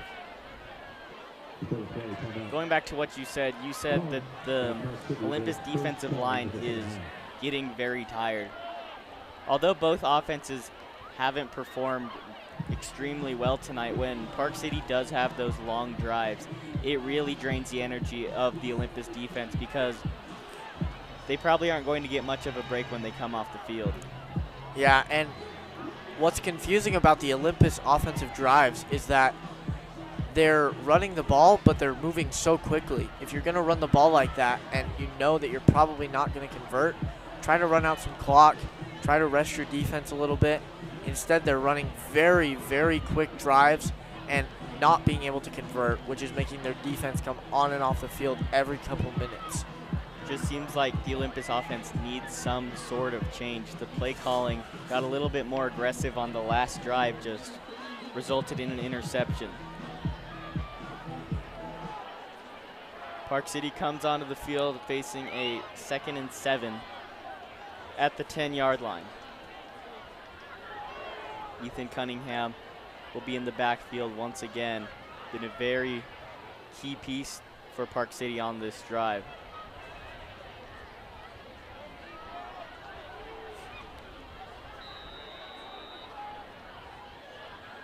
Hofer takes the snap, fakes the handoff, and passes it to Warner for the screen, who it looks like does get the first down.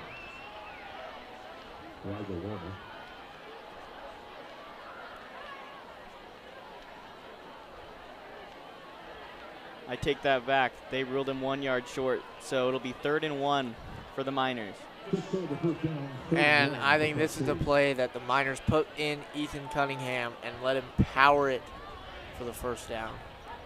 He's such a physical runner that the Olympus defense has virtually no answer for him, because they aren't able to bring him down unless there's 4 to 5 guys.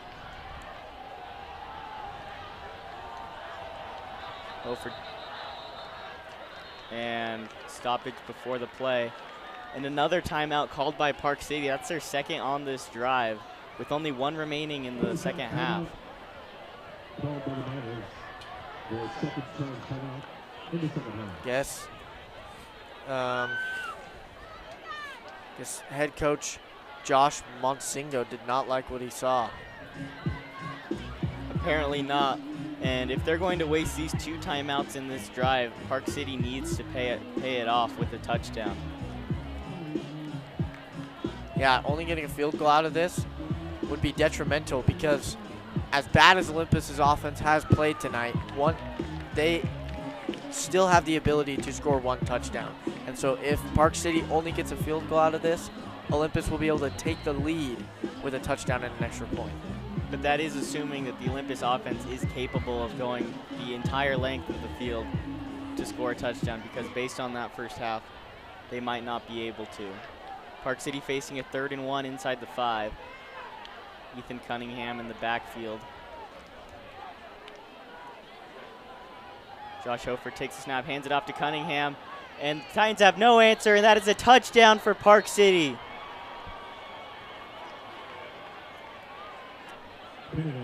Cunningham absolutely carries the Miners through this drive and dragging Titans with him along the way every single play.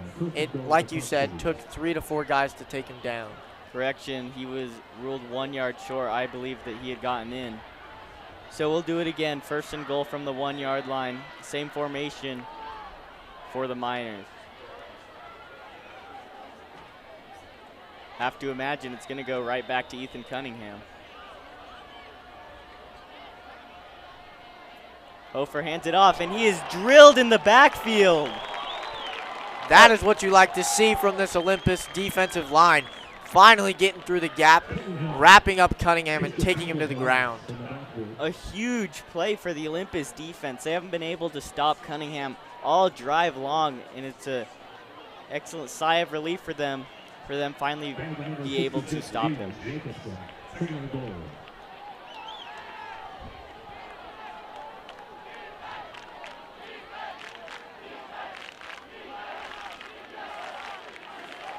Warner in motion, and it looks like it's going to be an offsides call on Olympus. Just completely gets rid of that big play on 1st down. Once again, killer for the Titans defense. They finally get a stop behind the line of scrimmage, and they give it right back with the offsides penalty.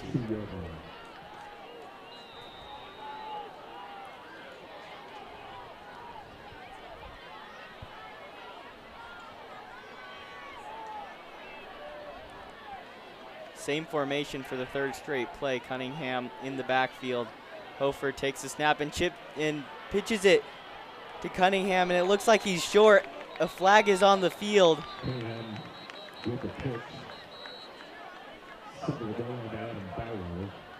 A flag is on the field, but it appears that the Titans defense stopped Ethan Cunningham from scoring for now. Guess they figured something out, because he was tearing through the defense, and now all of a sudden he can't move. Olympus catches a break. That'll be chop block called on Park City. Now we can only hope Olympus doesn't give back this penalty with one of their own. That will back them up significantly.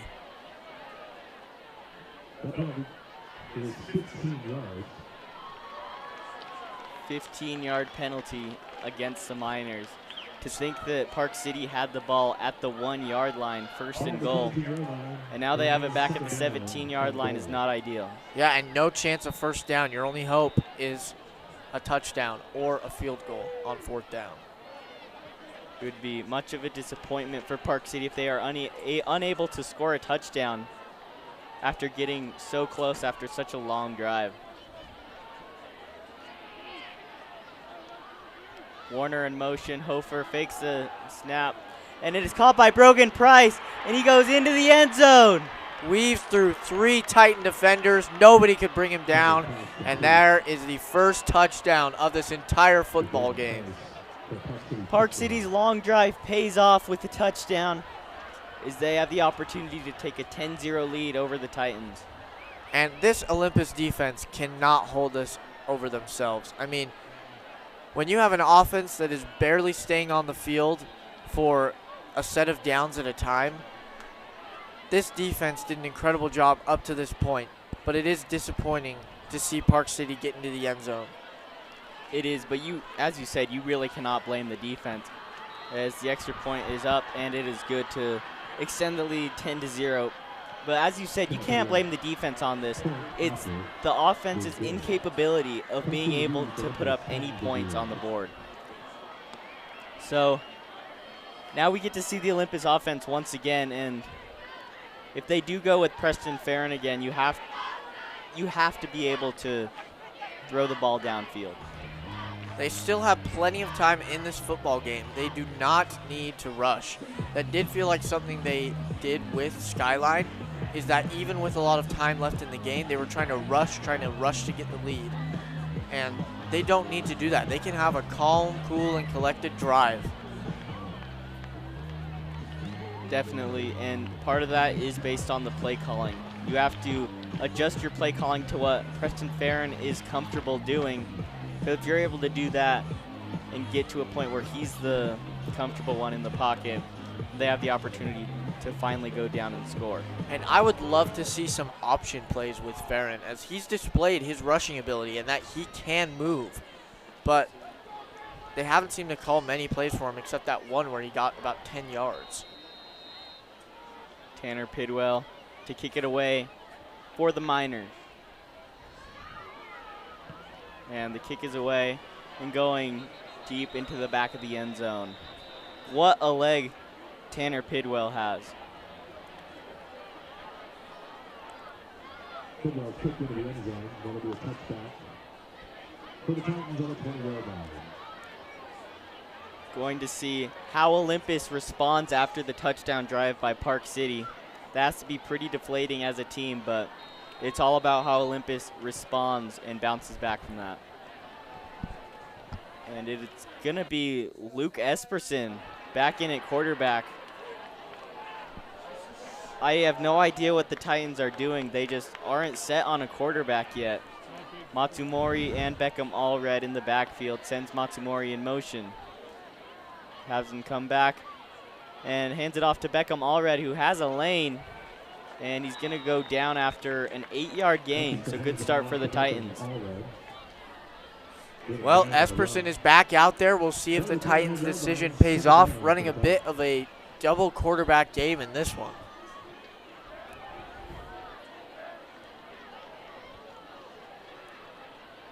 Beckham Allred to the left of Luke Esperson. Esperson hands it off to Allred once again, who picks up the first down and 3 yards more. Beckham Allred starting to give this offense a little life, as 2 plays and 1 first down already with 3 minutes to go in the quarter. Olympus hurrying up the offense. Esperson takes the snap and to Beckham Allred once again. This time he's swallowed up after a 3-yard gain.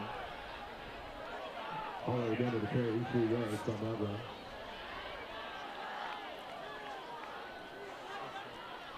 Kind of made by Alex Flanagan.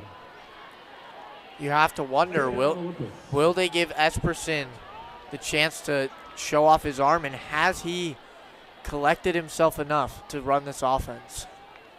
Esperson thrown to the left to Matsumori for a gain of 1, if not 0.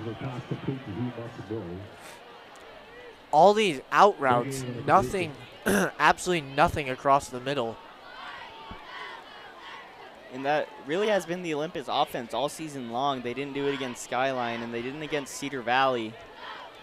And aside from that demolition of East High, the Olympus offense has been of disappointment, to say the least, this year.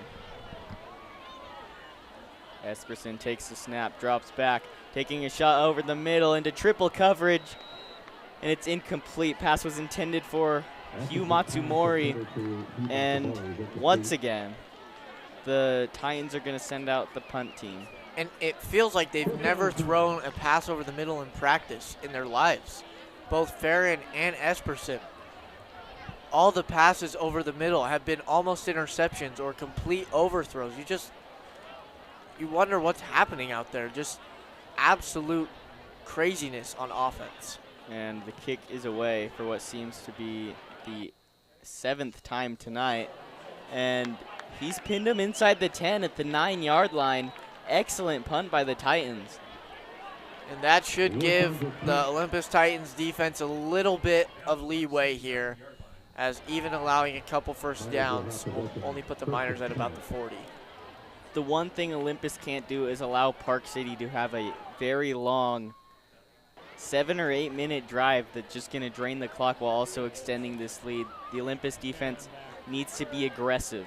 Yeah, forcing the Miners into a 3 and out here would benefit them immensely, as they would get it with most of the time left in the 4th quarter to be able to go down and score a touchdown. Hofer takes the snap, hands it off to Warner to the outside. He's got the 15, and he is brought down at the 15-yard line after a gain of 5.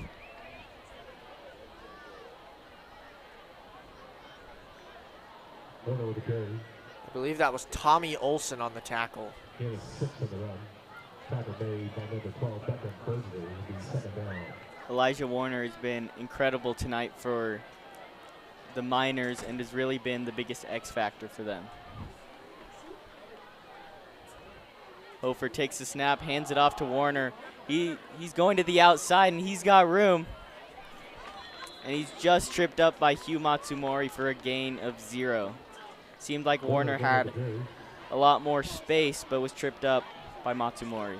So 3rd and 4, huge play here for the Titans. If they get the stop here, it will be before the quarter is over, and they will have a chance with the ball at the start of the 4th.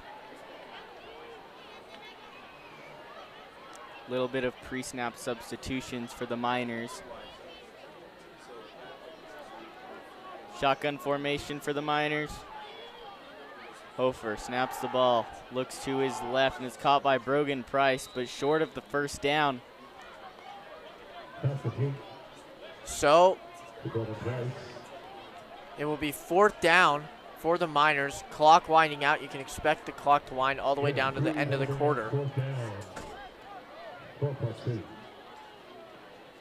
After 3 quarters, Park City leads the Titans 10-0, and Olympus, if Olympus is going to come back from this, they're going to have to on this possession after Park City punts it away.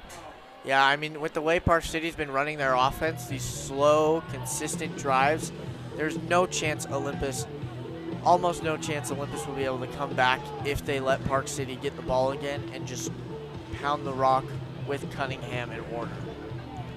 And on that touchdown drive by Park City, Ethan Cunningham was the reason because of that. He's just such a aggressive runner that Olympus didn't have an answer for him until they got to the goal line. So Olympus has their work cut out for them. They have to score twice in the next 12 minutes if they want a chance to win this game. Yeah, and homecoming game, you're at your home field. You've got a team coming off a loss to your rival who wants revenge, wants to show that they belong, and you are down 10-0 at the start of the 4th. Nobody expected this going into this game. We believed that Olympus was going to come out with their hair on fire. You thought that they were going to bounce back significantly after what you said was a very deflating loss to Skyline. And to put up 0 points after 3 quarters is everything more than a disappointment.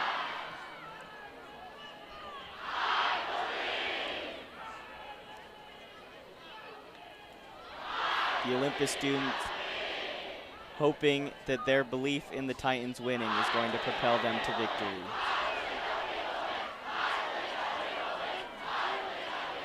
Tanner Pidwell is going to punt the ball away. Kempton Rice is going to return it. Fair caught at the 45. But it looked like Nico Morgan from Park City stepped in front before Kempton Rice could make the catch. no flag thrown, even though contact was made after the fair catch. Very surprising. I believe that could have been called kick catch interference, but still no call from the referees. Down the 47-yard line.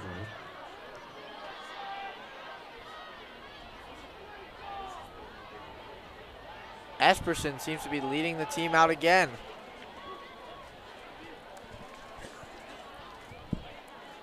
And we'll see if Olympus does make any more changes at quarterback. They've been switching between Preston Farron and Luke Esperson all game long, just really have not decided on who the starter is for the remainder of the game. Esperson drops back, takes a shot over the middle. Had Nada open, but incomplete. I like it.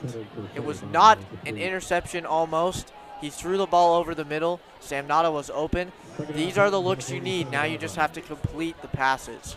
That's really all you can ask for right now with the struggling quarterbacks. If you're able to get open for these easy passes for him to build the confidence, that's going to be huge down the stretch. But we'll see if Olympus can capitalize. Esperson takes the snap, hands it off to Allred, who picks up 5 or 6 yards on the carry. Allred being the one consistent thing in the Titan offense right now, consistently getting them good yardage and first downs. He really has been an excellent runner for the Titans tonight and been pretty much the only source of offense. Matsumori pre-snap motion. Esperson looks to the sideline for the play call.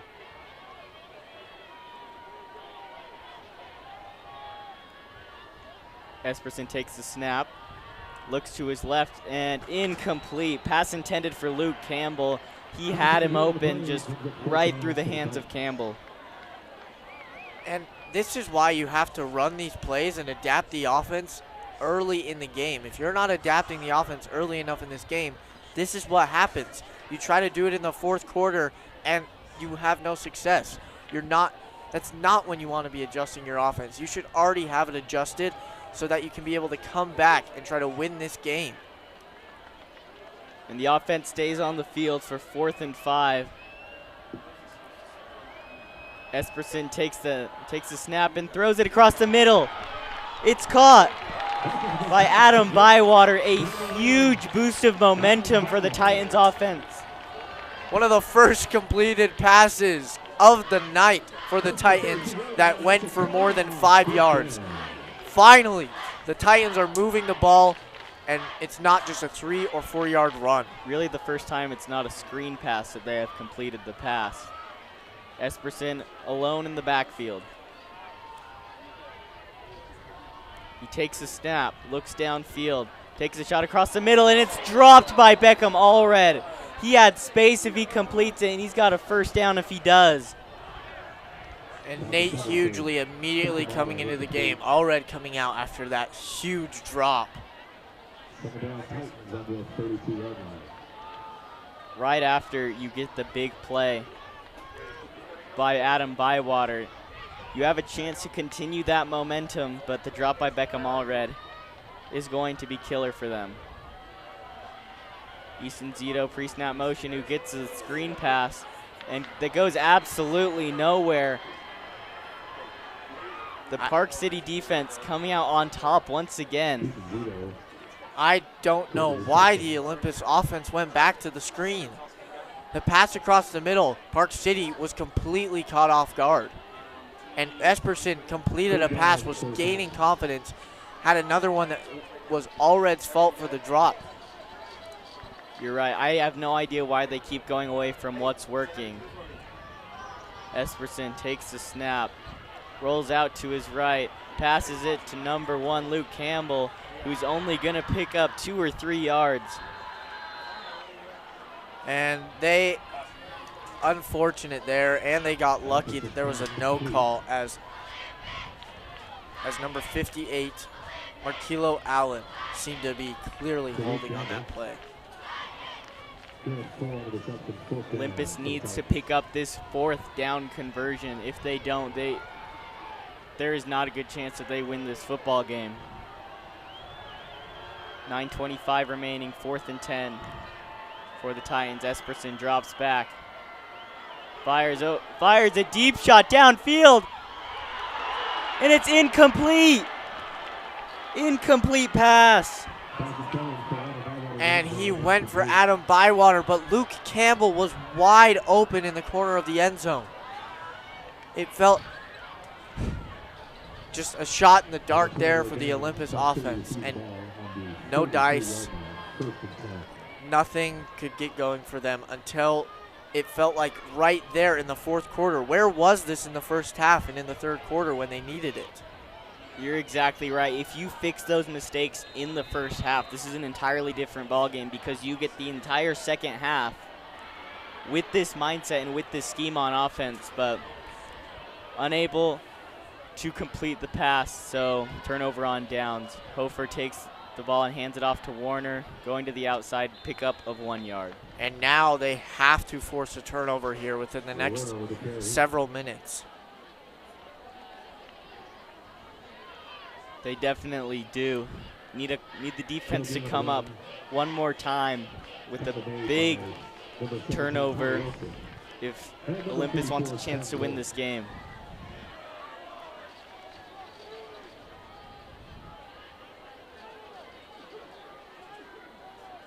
Hofer takes the snap, fakes the handoff. He's scrambling to his left. Looks like he could be sacked, but he gets back to the line of scrimmage somehow.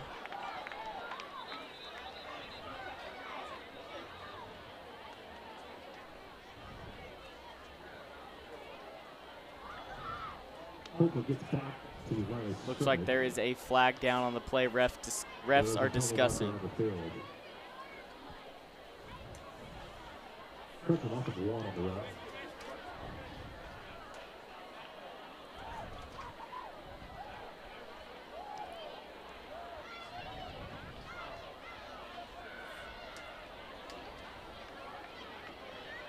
Personal foul is going to go against Park City, so Olympus catches another break.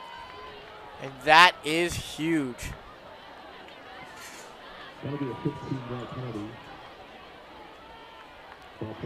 Olympus needs to take advantage. If they can get this quick stop and get the ball back into the hands of their offense, there's still hope. I think if you're Park City, you do not want to try to force the pass unless you absolutely have to. You want to run out this clock as much as you can. Hofer takes the snap, and he's going to throw the ball, passes it to Warner, and he is hit. Adam Bywater with the huge hit. Pass complete, immediately hit by number 11, Adam Bywater. This sets up the Olympus defense exactly where they want to be. I don't know what that play was for Park City. A dump-off pass right into the mess of the Olympus defense. Great job by the Olympus defense. Definitely taking advantage of the personal foul calls. We've just reached under 8 minutes.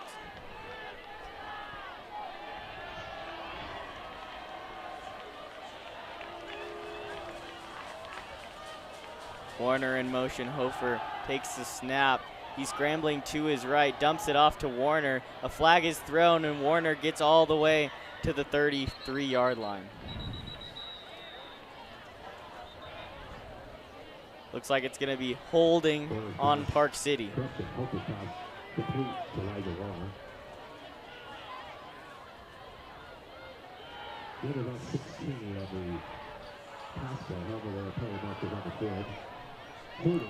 Holding against Park City.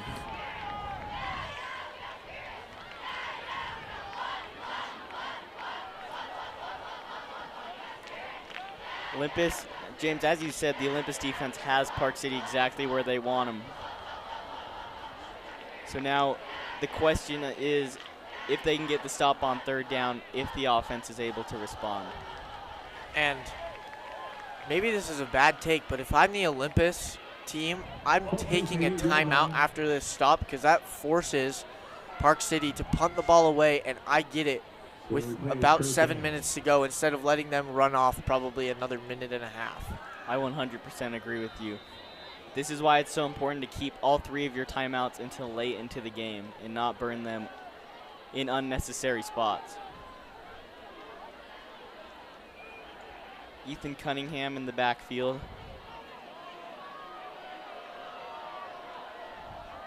Warner in motion.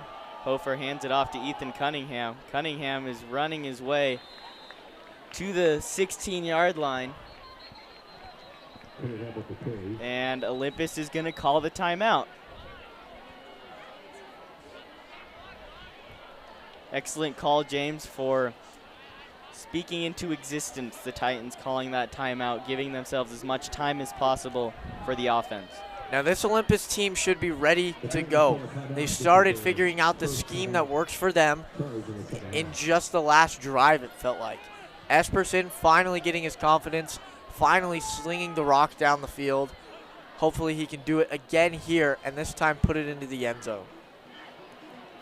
Although the touchdown is the inevitable goal that the Titans need at some point during this game, even a field goal is going to be helpful for the Titans offense. They haven't scored this game, so any points would really be of assistance because they still have to score twice. Yeah, I mean, just both teams, very low-scoring affair. Like we said, a dogfight. And, I mean, time is everything right now for Olympus, trying to score as quickly as they can. And we get to see the MVP of this game, Tanner Pidwell, come onto the field once again. Gonna need an absolute monster of a punt like we've seen all night long from him.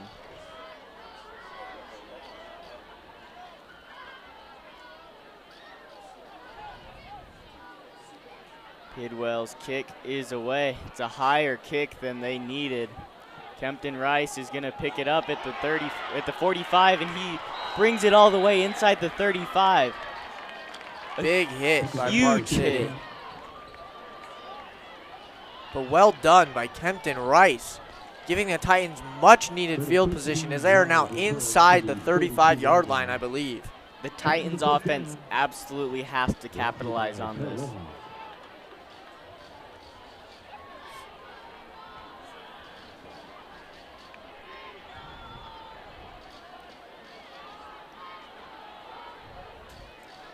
Seven minutes and 16 seconds remaining for the Titans. They have to score twice, and they have 2 timeouts remaining, and it will be Luke Esperson alone in the backfield leading the Titans.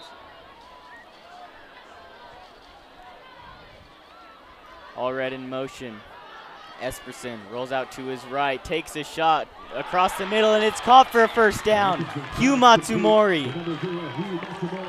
And this is what we like to see, multiple options for Luke Esperson. Matsumori was open, as well as number 3, Wesley Wright, open along the sideline.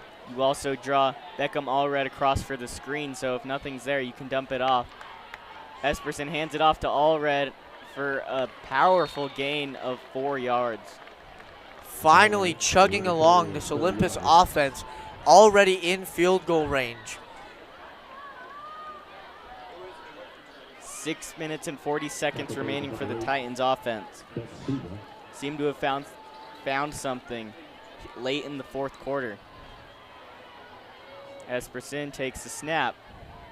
Looking to his left, takes a shot at the end zone, and it's incomplete. Looking for Luke Campbell in the left corner of the end zone. With the one-on-one matchup, just overthrew him, unable to make a play on the ball. And if I am Luke Esperson and the Titans, I'm not worried one bit. The clock has just stopped. You've got a 3rd and 6 from the 18, 17-yard line. You have all the time in the world if I'm the Titans, because you take your time, score this touchdown, and then you're in a great position because all you need is a field goal. Esperson drops back. He's scrambling to his left, decides not to, and he throws it out of bounds. Esperson takes too long to decide what to do. Looks like he was going to scramble, then he decided not to, and by then it was already too late. Well, so here comes the field goal kick for the Titans. Now McAllister on the year, 0 for 2, missing, I believe, both of those field goals in the game against Skyline. He did miss both of those field goals in the game against Skyline, and if he makes both of them, then they win the game. So another high leverage kick for Dylan McAllister.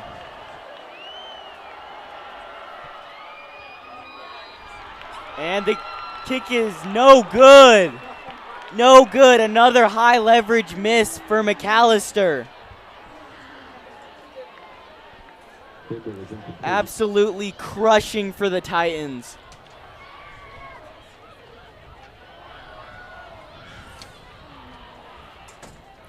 Ball clear from the 20-yard line, first down, Park City. Park City's heading back onto the field. In correction, that was Coulter Rollins on the kick.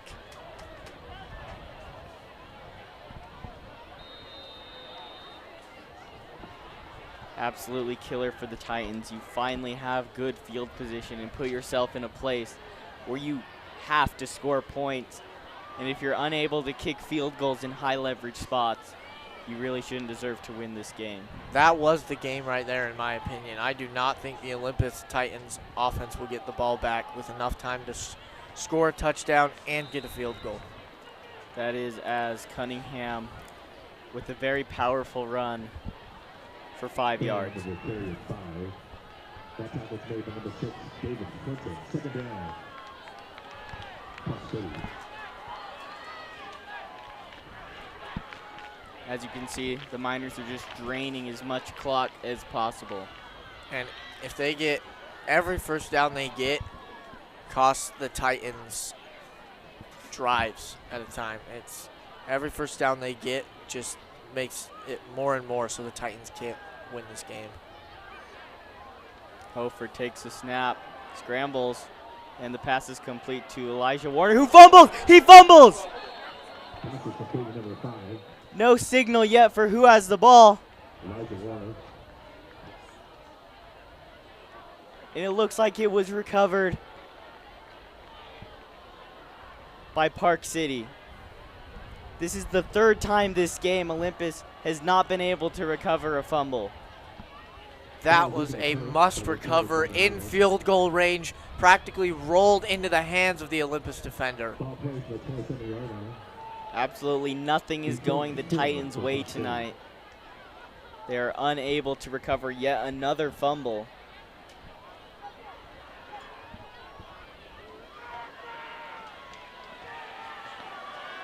Ethan Cunningham in the backfield.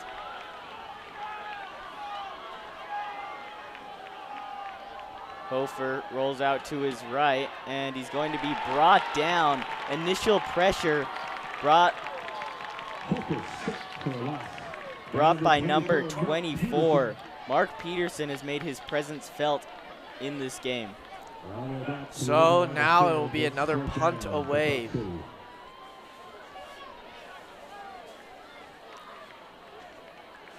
We get to see your guy Tanner Pidwell once again. See if he can pin the Titans deep or if he's going to have another high kick. Really, the last 2 punts have been very high kicks as opposed to what we saw in that first quarter. Pidwell's kick is up and away, and it is a high kick, and fair caught by Kempton Rice at the 42-yard line. If Olympus wants this game more, they need to put together a quick and productive offensive drive. And you see that Park City ran 3.5 minutes off the clock after Olympus missed the field goal. This lead feels, even though it's so small, feels almost insurmountable with the way that this Olympus offense has been getting into the end zone tonight. It really does, and that missed field goal definitely is going to kill a lot of the momentum the offense had. Even though they weren't able to get into the end zone, still a very big missed opportunity for points. Esperson drops back, finds Beckham Allred across the middle, who's still going, and a flag is going to be thrown, likely holding on the Titans. That has been passed complete to Beckham Allred. He has 7 on the completion.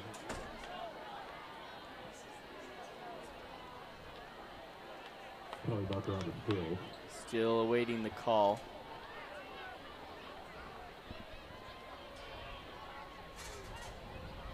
A lot of discussion being had by the refs at the moment.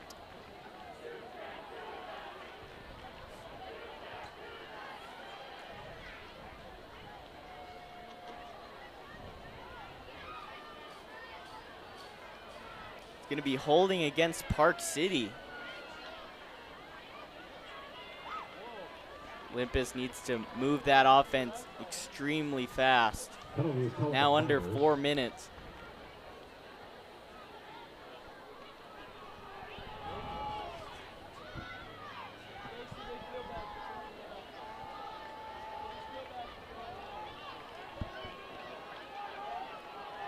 So that's going to move up the Titans to the 41-yard line. Esperson needs to make these high leverage throws. Under 4 minutes now.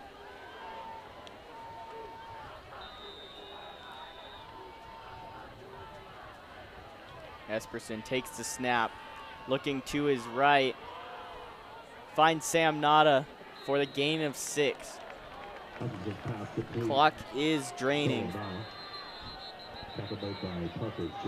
And Nada was getting checked out earlier on the sideline. He's down on the field again.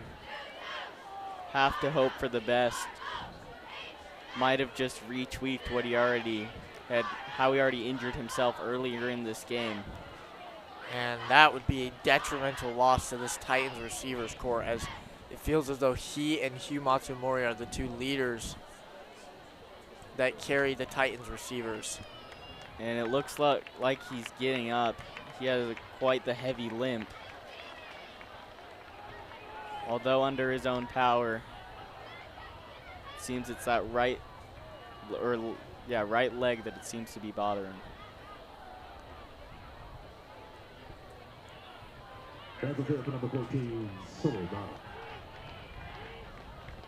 Hoping for the best for Sam Nada after already losing Captain Lincoln Ames. It would be detrimental to lose another one.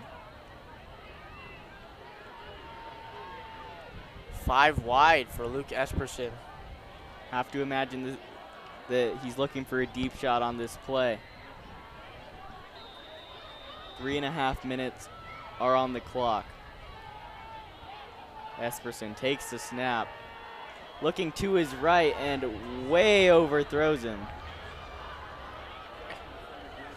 I don't know what happened on that play. I mean, that was almost 10 yards ahead of Wesley Wright. I just don't understand how that miscommunication happens. I don't know if he was trying to lob it or he just threw it way too early, but nowhere near being able to be caught by Wesley Wright. Titans face a 3rd and 4 inside the 40. Esperson takes the snap, fires it, and it is incomplete, nearly intercepted. And Esperson needs to take more time in the pocket. He has some protection, and so he needs to take it when he gets it. Instead, he's trying to rush these throws, and he's either overthrowing it like we saw in the previous play or rushing the throw, and it's a bad errant pass. He needs to let the routes develop before he needs to throw the ball. 4th down, Esperson scrambles to his left, and it is caught by Matsumori. And they're going to give him the 1st down. Olympus needs to hurry. 3 minutes and 18 seconds left. 2 timeouts remaining. They need to score twice.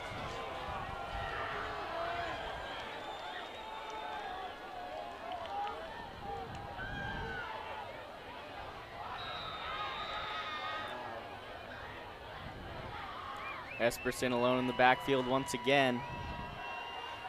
Takes the snap. And it is caught. Hugh Matsumori, but it was caught inbounds. The clock continues to drain. Titans got to hurry. Yeah, I don't know what the Titans are doing right now. They need to hurry up. Now under 3 minutes to go, they still have to, it's still a 2-possession game. Maybe if Esperson throws it a little later, they can get out of bounds. Esperson rolls out to his right, and it is caught, and he doesn't get out of bounds. Luke Campbell unable to get out of bounds, but a flag is called. A flag is thrown. I believe it is on the tackle and possibly a face mask.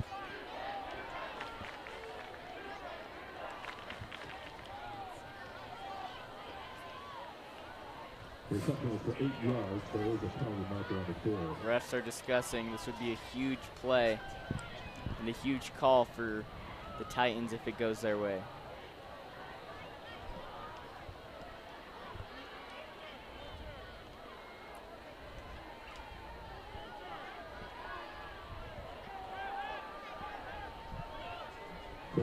And they are going to call it face mask. There's been, oh my, offsetting penalties for on both teams. On both teams. Not quite sure what the penalty was on the Titans. Those face mask penalties offset. Face mask penalties called on both teams is what it was. Yeah, I guess they called a hands to the face penalty on Luke Campbell there. So we'll do second down once again. Hopefully Olympus is able to get out of bounds or get the first down on this play. Esperson looks to his right, and it is incomplete and intercepted. It is intercepted. Bounced right out of the hands of Brigham Thompson. Intercepted by Harper Brent. As you said, right off the hands, and if that doesn't resemble what this game has been for the Titans, I'm not sure what is. And I did not think I would say this tonight, but Luke Esperson has actually been showing out to finish off this game, and it's been the Olympus receivers who have been shutting down and not making the big plays needed. And with that, the ozone is beginning to empty. An utterly disappointing performance for Olympus. Yeah, I mean, you lose the Battle of the Rock with a huge student section there, and then a homecoming game to get revenge, get back on top, improve your record to 3-1, and they cannot pull it off.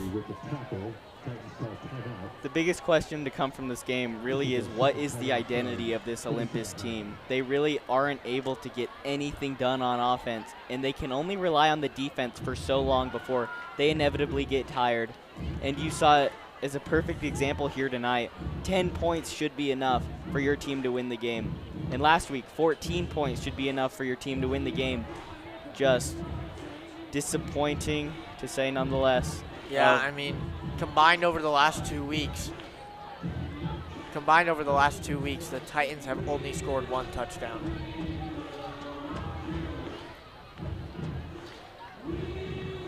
And as you mentioned, the stakes of this game, it is the homecoming game. You finally get a packed student section in your whiteout, and to put up a performance like this, extremely disappointing for not just the team but also the fans. Yeah, and I mean, you're not just losing, you are getting shut out at your home stadium, and it didn't seem like they had any clue what they were doing on offense until these final possessions of the fourth quarter. And even with that, still unable to put any points on the board. Hofer hands the ball off for a 1-yard gain. And after that play, that's going to send us under 2 minutes. Correction, Olympus uses their final timeout to stop the clock at triple twos. Seems like they're trying to take advantage of this 2-minute warning, trying to get a stop here, and then be able to get maybe at least a play off before the 2-minute warning. It feels as though if they did that, they would have to rely on an onside kick. It really does seem like it's trending that way, and it's not like the Titans didn't have these offensive opportunities. In their last 2 drives, they've been inside the 30 and unable to put any points on the board. The turnover with the interception and the missed field goal.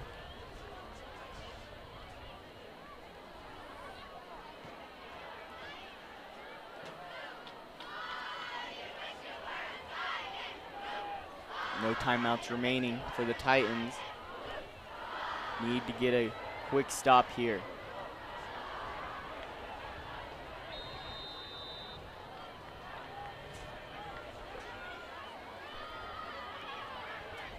Hofer takes the snap, and he's caught up in the backfield. An excellently executed blitz by the Titans defense. Keep in mind the Titans have no timeouts remaining. The clock is going to run. Yeah, and they took advantage of that 2-minute warning.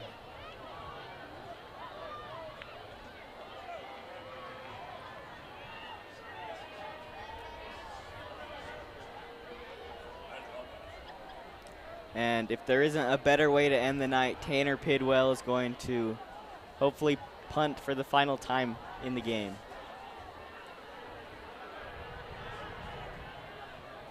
And the punt is away, and it's a beauty. All the way down to the 41. Kempton Rice returns it to about the 47. A late hit out of bounds from Park City.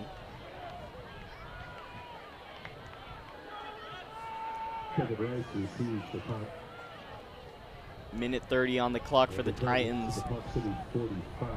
And the Titans would have to run max 1 to 2 plays to get into the end zone and then be able to recover an onside kick at the same time. Another note to mention is Preston Farran is in at quarterback. So back and forth for the Titans. And a double pass, oh my goodness, it's dropped.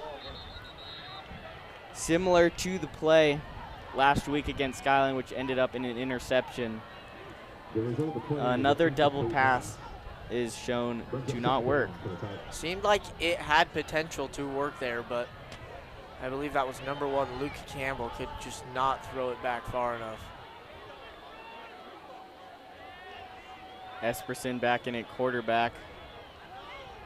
Don't understand that play call on first down under minute and a half. Esperson drops back, takes a shot, and it is incomplete.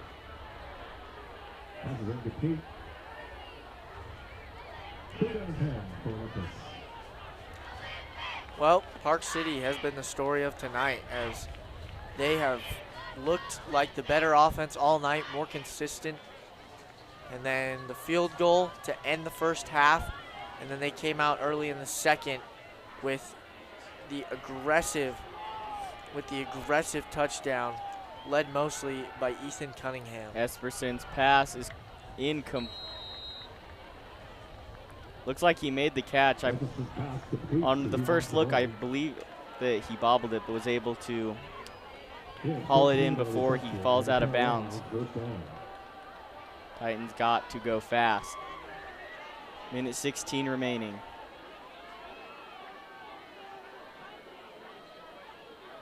Esperson drops back, looks to his left, and it's caught by Matsumori, but he's staying in bounds, and what a play! What a juke by Matsumori. He gets it down to the 15-yard line. Olympus has to hurry.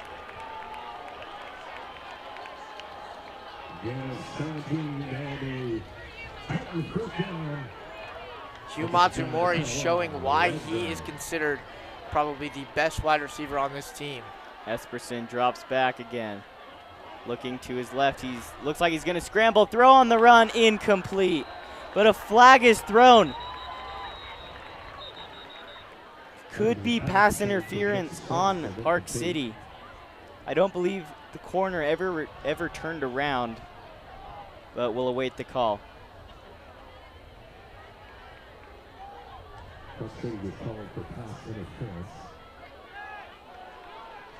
And this exciting to see, but too little too late for the Titans with only 50 seconds remaining in this game.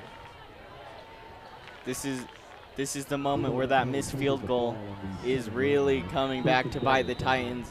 If you make that field goal, it's 10-3 right now, and the Titans are 10 yards away from tying this game up.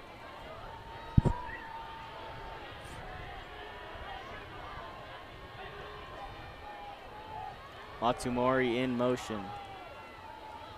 Esperson fumbles the snap, and a flag is thrown.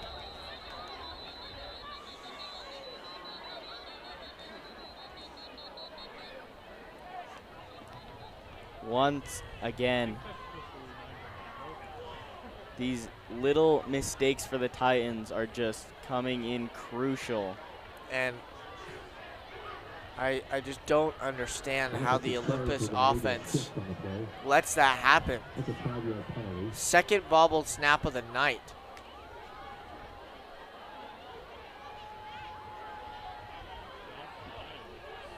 I guess the Titans do have to be grateful for that penalty. It does stop the clock. Because if that penalty isn't called, you fall on the fumble and the clock is still running.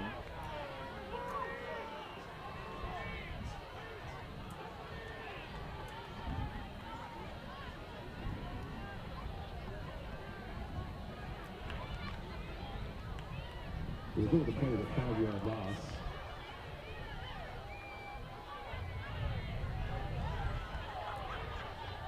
Titans need to score a touchdown on this drive to have any sort of hope for the final score of this game. Esperson drops back, looks to his right, working through his progressions, is hit, and he goes down. He goes down by number 30, Ethan Cunningham. Does everything on offense in the second half for Park City and comes up huge with a sack. Esperson drops back. Takes the shot towards the end zone. Way overthrown. And that is the second pass that he has thrown 5 yards past the end zone. I just don't understand where he's trying to get that ball. And you've seen it a lot, especially in the red zone tonight. He has guys open in the in the end zone, and just constant overthrows and making the wrong decision is not what you want to see from your senior quarterback. So Park City will try to ice Coulter Rollins. Something else to mention is just how bad the Olympus kicking unit has been this year. 2 misses last week and 1 tonight, and probably one of the biggest spots the Titans have faced this season. Yeah, I mean, at this point, they're just fighting for their honor to not make this be a shutout. They really are, and another missed field goal would honestly be detrimental to this team. Being shut out at home against a 1-2 team on your homecoming night is incredibly disappointing, not just the fans, but also your team.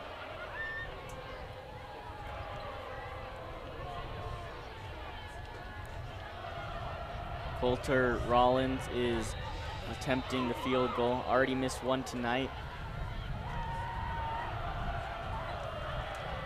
And the kick is up. And it is good. So the Titans are going to have a try at the onside kick, and if they recover, they have to score in 1 or 2 plays. Yeah, 16 seconds remaining.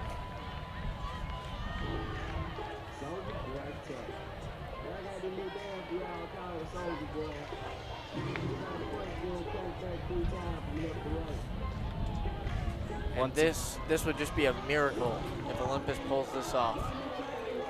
Really would be. This offense has been horrendous tonight. The alternating quarterbacks between Luke Esperson and Preston Farron has definitely not worked out, and by the time you finally get a quarterback with Esperson figured out late in the 4th quarter, it's too little too late.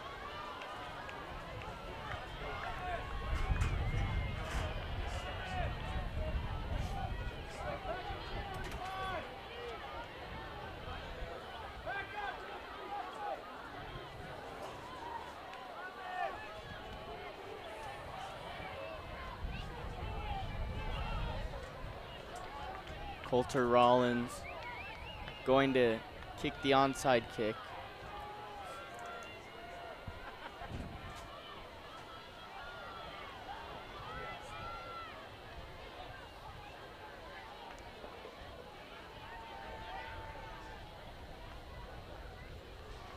Still awaiting the kick.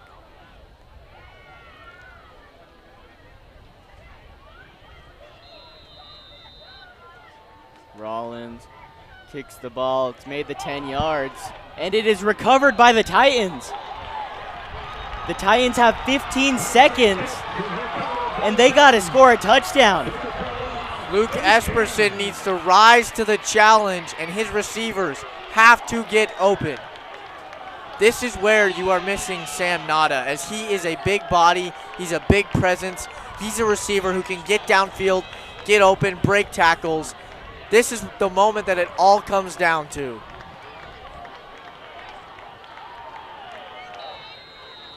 Olympus is going to have, I'd say, 2 or 3 plays if they do get out of bounds or get the first down. Yeah, that is the key. First, getting out of bounds, because if they can't get out of bounds, that clock will run out immediately. No timeout, so Titans would prefer an incomplete pass instead of a 20-yard pass across the middle. Esperson drops back, takes a shot, and oh my gosh, the lateral! The lateral! Send. What a play! Sends Luke Campbell past the 25-yard line, 8.4 seconds left. And the Titans have a fire inside of them right now. They are ready to go in and score that touchdown. But a receiver has to get in there, and Esperson has to thread the needle. Esperson alone in the backfield, giving the students here at Olympus High some sort of hope. Esperson drops back, 50-50. Oh, thrown into triple coverage, 4.7 seconds left. Very lucky break there, as it looked like it was right in the hands of the Miners defender. Extremely lucky. The Titans have 1 play remaining.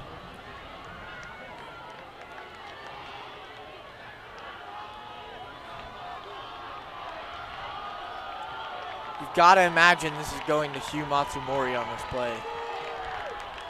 That, or even if you're willing to bring out the playbook, then you might go for the hook and ladder again.